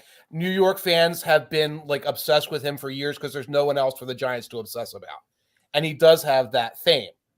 That said, what Jody said at the beginning, 1 year, $3 million. that's the price. No, I would take him for 1 year, $3 million. Yeah. I would take him for that. I'd take him for 2 at $7 million. I would take. And that. By the way, I'm not saying he's a bad player. He just has never been the player he was expected to be. And I think I'll go to the wall for Saquon Barkley. The quarterbacks that Saquon Barkley has played with in New York. Give me a descriptive adjective, Mike Tanier. Well, let's see. There's Tommy DeVito. Tommy DeVito? It doesn't get better than Tommy DeVito. Yeah, one word descriptive adjective. The quarterbacks that Saquon Barkley has played with in New York. Mediocre at best. Suck. The offensive line that Saquon Barkley, for the majority of the time that he's been in New York, how would you describe that? Oh, it sucked. They suck.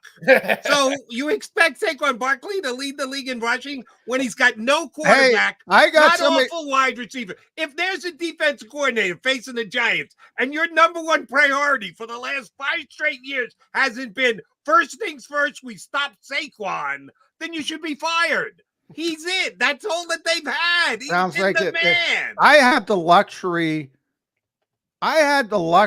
of covering Adrian Peterson when Christian Ponder was the Minnesota Vikings quarterback. Right, so you need me to admit that Saquon Barkley is an Adrian Peterson. John, if that's what you're trying to do, if you're trying to pull teeth here and get me to say Saquon Barkley is an Adrian Peterson, I'll do that. You're right. Saquon Barkley is an Adrian Peterson. I'm saying it is possible that if you are really what people think Saquon Barkley is, you can overcome one of the worst quarterbacks I've ever seen. Mike, you can talk. Christian Ponder was not good. Oh, he was bad.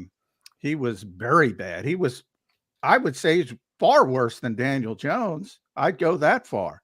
He won the stinking MVP. Now, you can't win MVP as a running back. Christian McCaffrey came as close as possible, I guess, and he did a tremendous job. He's not that difference play. He was What I'm trying to say, Jody, he was sold as Adrian Peterson. He ain't that type of player. He isn't Christian McCaffrey. That's all I'm trying to say. And people still think he is. A lot of people still think he is, which is bizarre to me. That's all I'm trying to say. And again, I think online you're looking at the power of the entire Giants New York media with one guy to talk about, and the fact that, like, in the offseason, there's nothing else to talk about for that team. So that's all they talk about. And the fantasy element, where again, in 2022, he did rush 2 years ago for 1,300 yards, average 4.4 yards a carry for a bad team that kind of was having an uptick year. And so when you're looking on the fantasy side, like, well, this guy's a big deal. So you get this social media element of Saquon who's here. But Jody's right. That line last year was putrid. That was a line that had third and fourth stringers out there all across every place but left tackle. And the left tackle was hurt for a while. And so you don't get this read on what Saquon can do. So if we're talking about $80 million contract for Saquon, we're nuts. But if we're talking about 2 years with incentives, he's a guy who I think can help a team. I think you can help any team, as a matter, except for maybe the 49ers, because you're so- right. There is no. It's McCaffrey, and then there's a drop-off, and there's everybody else. And I think Saquon is very close to the top of everybody else. So I think if the Eagles are at least investigating, they're not making a foolish move. Do I think it's going to happen? No, because he's going to get paid enough to take him out of the Eagles' valuation of that position. But I do think he's still a very good player. If he's not Adrian Peterson, I can still evaluate him as a talent I wouldn't mind having on my team. Haason Reddick is another guy we've been debating. And to me right now, all it comes down to, Mike, is timing. Because they gave him permission to go out and seek a trade. They suggested he go out and seek a trade to see if the open market felt he was worth what he and his agent were asking for. We've gotten no smoke on this whatsoever. No. There have been no rumors whatsoever as to who's even interested in him, who he's had a conversation with. We can't even get a report on that. But the rubber hits the road come Monday, because the Eagles need someone on the other side away from Josh Sweat. And they need a top line guy. I mean, one of the best pass rushers in the NFL. And Haason Reddick is that, and he's under contract. And there are a couple other free agents that are out there that you would describe as the same or close to. And we got no idea how this is going to shake out for the Eagles. You want to speculate for us, big guy? I have no speculation. Some of the dominoes that did fall is that Josh Allen of the Jaguars was franchise tagged. Right. Brian Burns was franchise tagged. So that top level young edge rusher did not either hit the open market or get this mammoth contract. So if Reddick was looking to see what those guys did, that's kind of a nothing burger at this point. They're franchised. They're on a one-year deal. You're kind of on a one-year deal right now. That's it. That also changes the market a little bit, which probably increases Reddick's marketability in a trade. Oh, we can't go out there. The Panthers aren't doing something stupid and letting Brian Burns walk. We have to go elsewhere for this. So I don't know. I think that raises the value of Reddick, but that also raises the trade value. And if you look at the rest of the free agent market right now, there's a lot of guys. There's a lot of guys around 30, maybe a year or 2, 3 older than Reddick, who you might think are on the downside, but you can still get. You can get these Zadarius Smith types. You can get these Danielle Hunter types. There's a lot of guys like that. I think it comes down to how quickly those guys sign, and then who looks at it and says the missing piece might be Reddick. And the answer to that might be the Eagles saying the missing piece is Reddick, or Reddick doesn't hear what he likes and comes back and takes what might be on the table for him. Yeah, and I think that was the Eagles' strategy. If it works out like that, great for the Philadelphia Eagles. And they did it with Darius Slay. Maybe it works with Haason Reddick as well. Safeties, we had an interesting discussion, Mike, with Paul Domowitch before you came on. Okay. Paul sees it as the safeties are being devalued like running backs. You're shaking your head. You're agreeing. Yeah. Is that because so many teams play cover 2 and they keep everything in front and so much zone coverage? Because, man, there are a lot of safeties on the market, and the Eagles need some safeties. And you talk about bringing in 2 running backs. Well, why not bring in 2 safeties? Yeah. Right. And you might get 2 talented safeties at a discount, the way I was talking about running backs. I don't know why they're devalued at this level. If I'm playing cover 2, if I'm playing a Fangio type thing where it looks like cover 2, but it's a bunch of things. Yeah. I want a veteran safety, and I want talent and speed out there. So I don't want to be like, Justin Simmons, who needs that guy? But I think it might come down to there's just tons and tons of actual talent out there. That's the running back problem. The running back problem is when you bring in a 5th round pick and you look at him like, my God, this guy runs a 4.4. He's 215 pounds. He ran for 1,200 yards in college. He can catch the ball. Why go get Saquon when we can get this kid for free? I think there's a little bit of that at safety. That said, I don't think the Eagles have the luxury of saying, we'll just go grab some guys. Also, I don't think the safety class has these like lights out guys. So, I just mentioned Justin Simmons. I think there's going to be a big market for him. Obviously, he's got a connection to Fangio.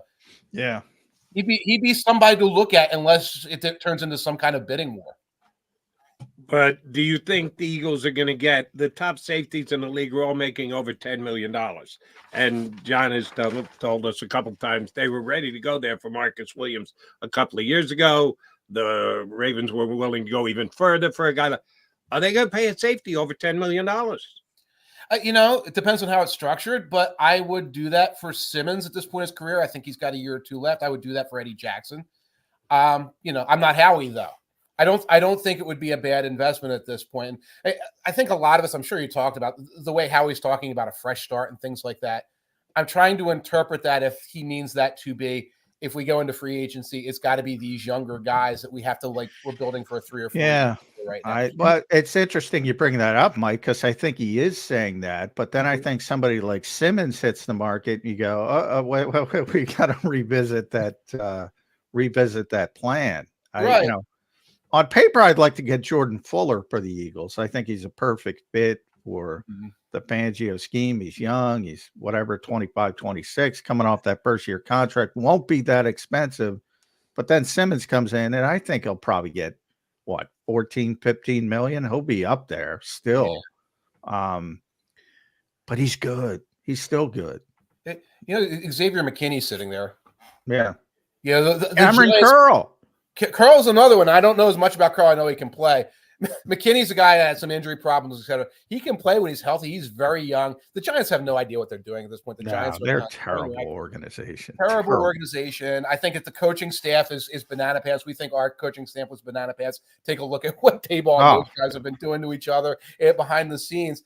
And here's somebody that I like the idea of paying Simmons if the idea is, we're one player away because we were a Super Bowl team 2 years ago. I'm not sure I believe that. You bring McKinney in and he could be that guy and you could get him for 3 or 4 years. And then when you're paying that money, you're paying for a long-term asset. All right, let me throw a name into the safety mix who at one point here in Philadelphia was all the rage. Had to get him. Must be. He's going to be wearing Eagle green. Nobody's talking about Buda Baker these days. Oh. Did he and the Cardinals make nice? And is he and Jonathan Gannon on the same page that Buda is good with? I thought he was dying to get out of Arizona because he knew they were going to suck. And he didn't want to play for a team that was going to go 5-12. Right. And nobody's talking about him this year, I guess, because there are so many free agents on the open market. They made nice with him last year. They got an extension done. Yeah, yeah. And I think that is once he started working with Gannon and saw what the vibe was, he was willing to do an extension. I could see somebody. You remember how toxic it was the year before, and all the stories that were coming out about the Cardinals. He was on the Eagles about 27 times. He's coming. It's going to get done. Never got done. Right. No. I think he's comfortable with what's going on there. That's why I haven't heard anything about him trying to move. Yeah, one of the few safeties, by the way. That and Honey Badger also re-upped. So a couple safeties, and Antoine Winfield, obviously. The Bucs weren't letting him go anywhere. Right. And Winfield is a safety corner. Yeah. And Honey Badger's a everything. And Buda's kind of an everything guy. So that's different where you can say this is our slot corner who plays safety. I know there's been talk about CJ Gardner-Johnson coming back, and he's a safety corner. And he's a weird dude. He's a weird dude. But you can see the value in bringing him in. When he was healthy and his head was in the game, he was pretty useful. I've heard a lot of people say that because he made so many plays when he was here, and he did. He was a tremendous playmaker. Mm-hmm. But I mean, they just got rid of Avonte Maddox because he couldn't stay healthy. Very good player, can't stay healthy. Well, CJ got hurt here, got hurt in Detroit, wiped out his whole season. What's the difference? They need a more concrete, best ability is availability type of person, because that slot, Mike, here was a disaster. I think 8 bodies they rolled through. It was unbelievable. It was unbelievable. It was unbelievable. One of those bodies was Maddox at the end, and he was not what anyone was hoping. So I can see moving on from him. With injuries, I mean, the only thing you can do from an analytics standpoint is say what kind of injuries recur versus what kind of injuries are, well, that's a one-time thing, you know. And I haven't done any research like that, but you can look at a guy and say, oh, you know, foot injury, Achilles injury, the heel, Liz Frank, the heel rate is X%, you know, ACL tears, it's Y%, whatever. And you can work off of that with some of these guys. All right, gonna get your take on. Know you've probably done some draft work after the combine. Looking ahead, know we got to get through free agency, and free agency certainly will have an impact on, if not completely dictate, what the Eagles do to fill the hole they now have on their offensive line. Jason Kelce retires. We all assume Jurgens is going to move to center. Maybe that's a little presumptive, but I'll stick with it, at least for me. Which means the right guard is now open. Do you just say, in Stout we trust, and Tyler Steen is going to get the job done? Will they use one of their top 3 picks on an interior offensive lineman in the upcoming draft? John had been banging a drum before the combine that he thought a tackle was in play because Lane Johnson is getting a little old with that number 1 pick. How do you think the Eagles are going to fill the hole they have on their starting offensive line? A tackle might be in play.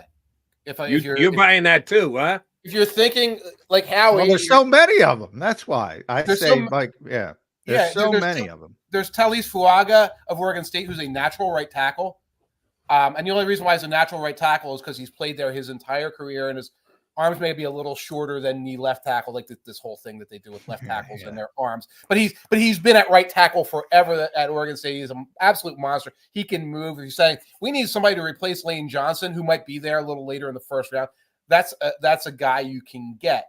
I have not done a ton of interior line work. I know that Jackson Powers Johnson is a moose, but you're right. I don't think they're looking to actively replace at center. This is a position that the team thinks they can get and develop guys later in the draft, and I think that might be the way they go. All right, Mike, I got it. Mike, 2 Deep Zone is where you're writing at Substack, so you can subscribe there, miketanier.substack.com. You did a piece on the decline and fall of Russell Wilson, which I think is interesting. I want to talk about Russ specifically, but also the quarterbacks as a whole. The quarterbacks, where's Justin Fields going? Where's Kirk Cousins going? But Russell Wilson, what the heck happened that they're willing to take $85 million? I remember Jody and I, and Jody got it right, and I got that wrong. I was like, there's no way the Eagles are taking on that Carson Wentz record dead money hit. By the way, I had Andrew Brandt in my corner, the business of football. Right. It was shocking at the time. Right. Now we're up to 85. We're like, oh, we got to move on. We got to eat.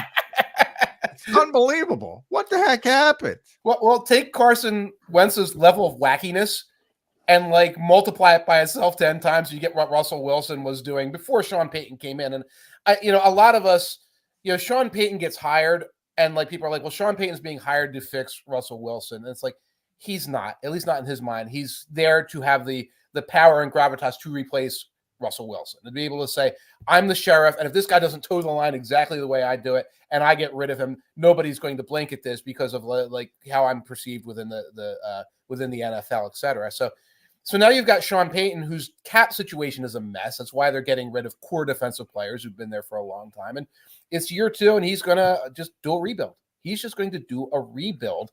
And I have no idea what that looks like because I've never seen I guess I saw Sean Payton rebuild in 2004, 2005. It's been a minute, and so I don't know what it's going to look like back there. And that's why I'm kind of warning Broncos fans. If you think it was weird with Russ, when Sean Payton starts doing whatever the hell he wants, it's going to get ready for Taysom Hill, get ready for Jameis, get ready for any of these goofy things that pop into his head that he wants to do, because I think you're going to see some of that.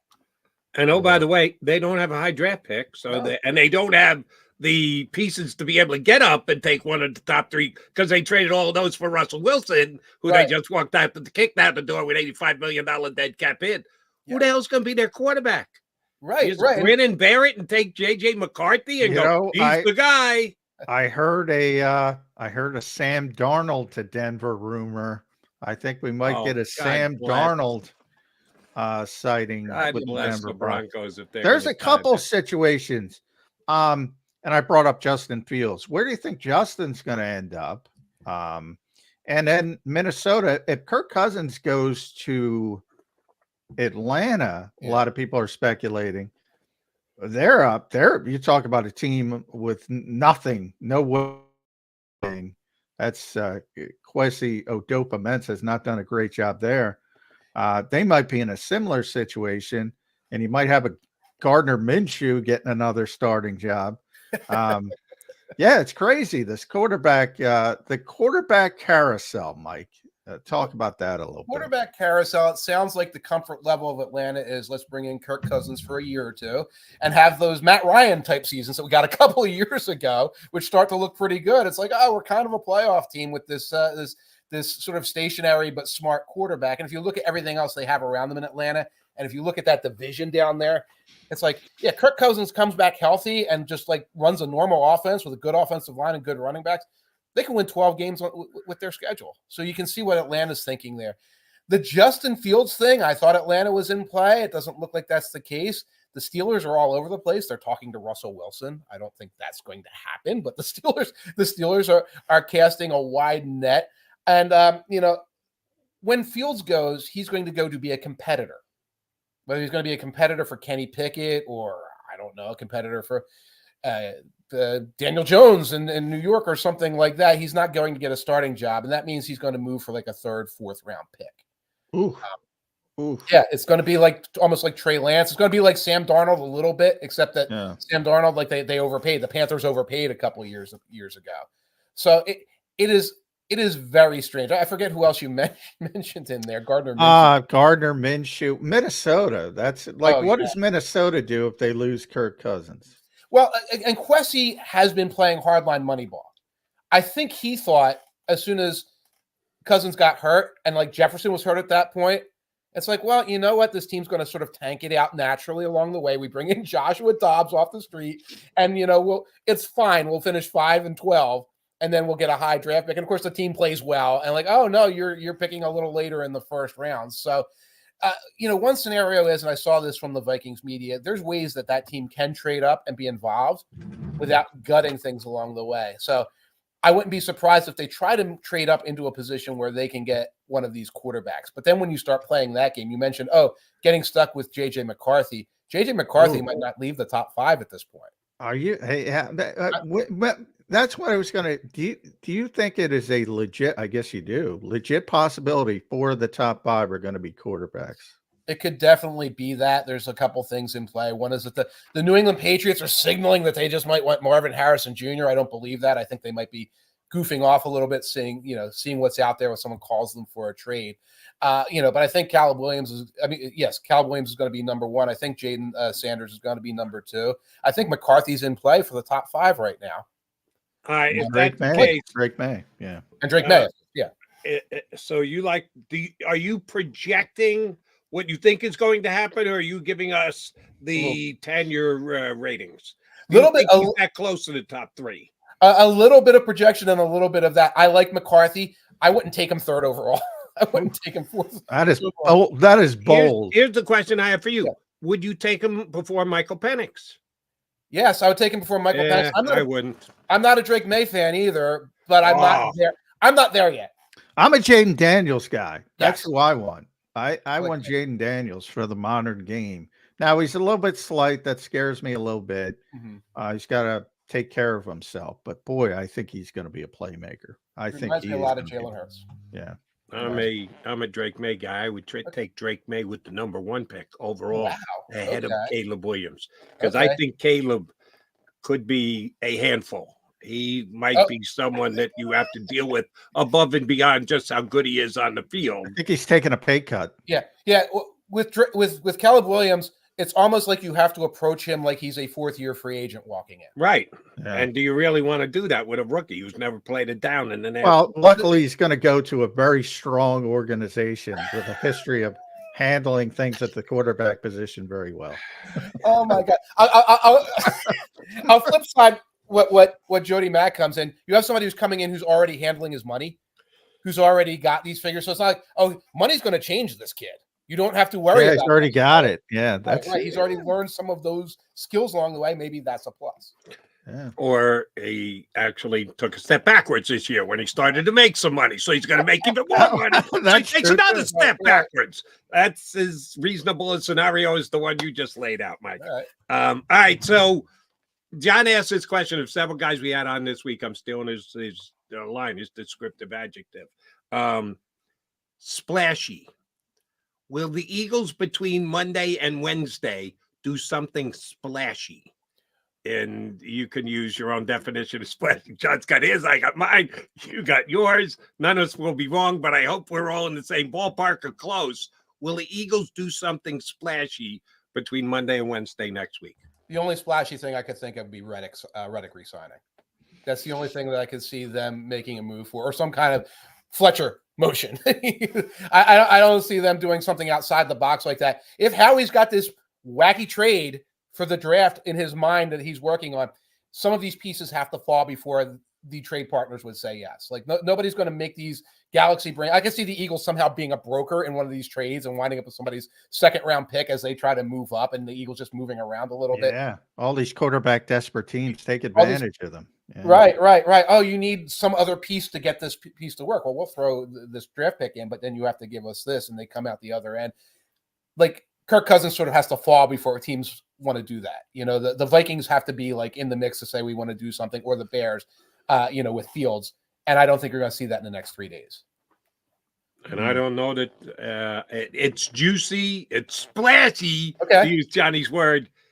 I don't think anybody's going to trade at the top. I think they're all going to sit there. I don't know that somebody's going to blow a team away with an offer. Right. There's so many different possibilities. Well, if this happens and that happens, the domino effect. And I know we'll have you back on at least once, if not twice, between now and the draft, Mike. I think it could just go boom, boom, boom, boom, boom, and they pick an order and nobody moves up. Possible. It rarely happens that way. I can see the top three staying put, but then there becomes this scramble. You know, Jonathan Gannon controls the draft at number 4. Is that what you're telling us? Jonathan Gannon controls the draft. You don't need a quarterback. You don't want a quarterback. Right. He can sit there. He can try to. They got the 2 first rounders there. Monty Ossenfort controls, and he's not above tampering, so he knows what's going on. Right, JG, if you're watching, because we know you're a big McMullen fan, because McMullen's a big JG fan. Don't pass on Marvin Harrison, you idiot. If quarterbacks go 1, 2, 3, and Marvin Harrison's just sitting there, I don't care how much you. But you're giving JG way too much credit. Monty's running that draft, so we'll see. He's in charge. But at Mike Tanier, as I said, .substack.com. Make sure you go subscribe to that. I'm going to put you on the spot, but real quick. If you are Howie Roseman, very savvy veteran general manager, and you got the hat on, you got the beard, you're a very savvy football writer, and we all enjoy and we all respect. Who's the GM you're going to pick up the call? I know I can take advantage of that guy. I don't know if you drop draft day, but the Jacksonville GM at draft day with Kevin Costner. Who's that guy that you can pick up and just say, all right, I'm gonna police this guy today. Mickey Loomis again, maybe? Poor man. That's a Howie Roseman special. Right. That's the speed dial. Like one is wife, 2 is Mickey Loomis on his phone. 1 is poison control, 2 is Mickey Loomis. Yeah. Right. Maybe Ryan Poles out in Chicago because he's got all these assets and he's got all these things. I don't turn to Kwesi. Kwesi is smart. I don't turn to Monty Ossenfort. He's smart. I don't try to call the Joneses because they're very good at haggling. I would go. How about Joe Douglas? Ooh, yeah. Why not? Joe's on the hot seat this year. I'm sorry, Joe's at least for me. And everybody knows I'm a Jet guy. You got it. It's good to look at the guys who are GMing for their jobs too, and Joe certainly is. In the first year, the new ones, and I haven't really gone through some of these new ones. I don't know who's running the people. Vegas is what's his name from the Chargers, so that's not that big a deal. But let's see what the Chargers GM. They've got cap problems, etc. But I like the idea of Joe Douglas. That's a team doesn't have a second round pick. Has like all kinds of holes on the offensive line, does not have much money to spend. And of course, Joe Douglas has got to operate with what Aaron Rodgers wants. Yeah. He's got to listen to Aaron too. Right. Yeah. So it's almost like he can only like work with the defense and stuff, or maybe bring in some picks. And then that was a good one, Jody. Unfortunately for your club, that was a good one. And oh, by the way, good news, Jet fans. Aaron Rodgers says he might play 4 more years. Who does he think he is? Tom Brady? 4 more years. So Aaron Rodgers and Donald Trump for 4 more years. Okay, good. That's good to know. Good to know. Hey, Trump hasn't picked a running mate. You know, maybe Aaron Rodgers. Yeah, maybe that's what he meant. Thank you, Mike Tanier. We're not gonna have to worry about Aaron Rodgers. He's gonna be Donald Trump's VP. All right, that's good. Tanier, always fun whenever you come on. Thank you very much for jumping in. We'll get you back up in a couple of weeks. Appreciate it, bud. Take care, guys. Thanks, Mike Tanier here with us on Birds 365. Always have fun when we have Mikey T on. All right, quickie timeout. Come back. We'll put a bow on the show, put a bow on the week here on Birds 365.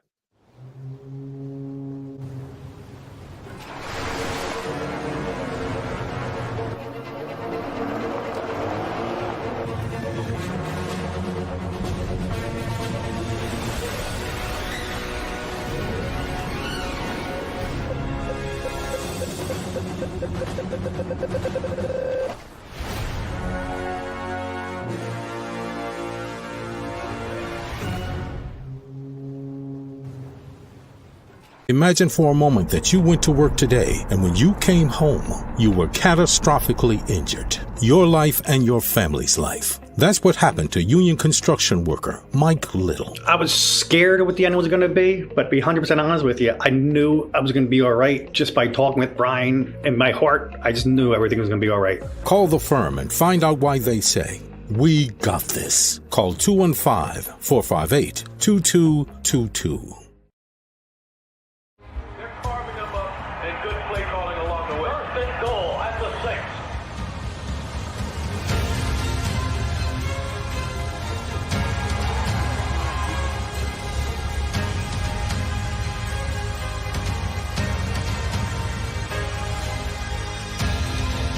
Field of life, First Trust Bank is there for you. Champions on 3. 1, 2, 3. Because Philadelphia dreams deserve a Philadelphia bank. Underdog Fantasy is the easiest place to play fantasy sports, and certainly the easiest when you're watching the NBA. And the NBA playoffs are almost here, and you can win money making picks. What are you waiting for? Sign up on UnderdogFantasy.com and use the promo code WIN. An Underdog will double your first deposit up to $100. That's UnderdogFantasy.com. Use the promo code WIN. Get ready for the NBA and get ready for the NBA playoffs. Go to UnderdogFantasy.com. Use the promo code WIN.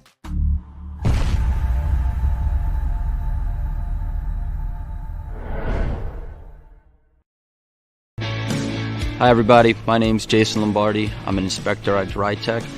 At DryTech we offer 3 major services, the first one being basement waterproofing, the second service we offer is foundation and structural repairs, and then the third service that we offer is mold remediation. If you feel you are having a waterproofing issue, give DryTech a call or check us out online.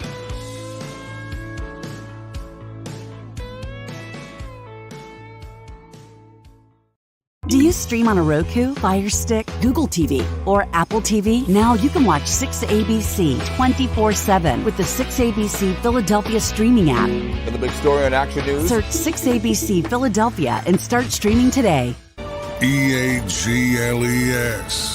Eagles.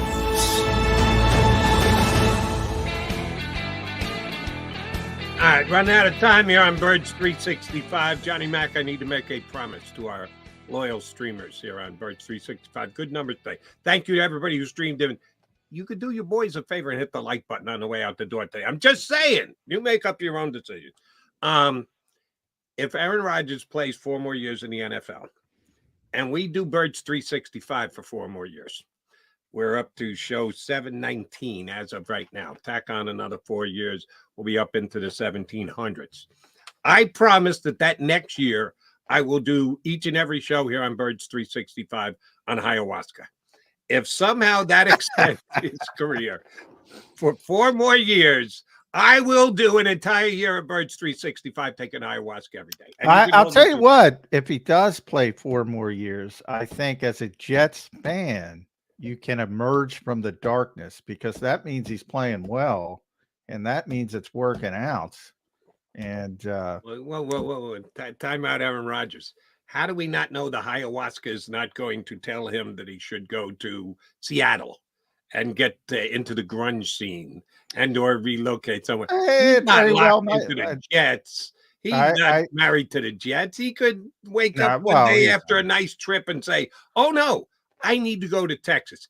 I need to go down to be close to the border so that I can talk about what is wrong with this guy. Either way, biggest chance is him staying with the Jets for 4 years. Either way, if it's 1 or 2, that means he's playing well. If he can go somewhere else at that age, so either way, you can emerge from the darkness as a Jets man. You'll have a good year or 2. I'll take 2. I fear it could be 1, and then he could get some divine intervention and need to be elsewhere, but we shall see. All right, neither one of us has divine intervention to be able to tell you what's going to happen by Monday, but we do know we'll be here to talk about it, speculate it, gets underway at noon, right? Legal tampering, big week. Gets underway at noon? Noon, yes. Noon on Monday. So we'll 3:59:59. No, that's the closing end. That's the back end. That's on Wednesday. But we will be here for Speculation Monday. John McMullen, Jody McDowell back in 2 and 2 days. That is. Have a great weekend, everybody. You've been listening to Birds 365, the destination for the passionate Eagles football fan who bleeds green.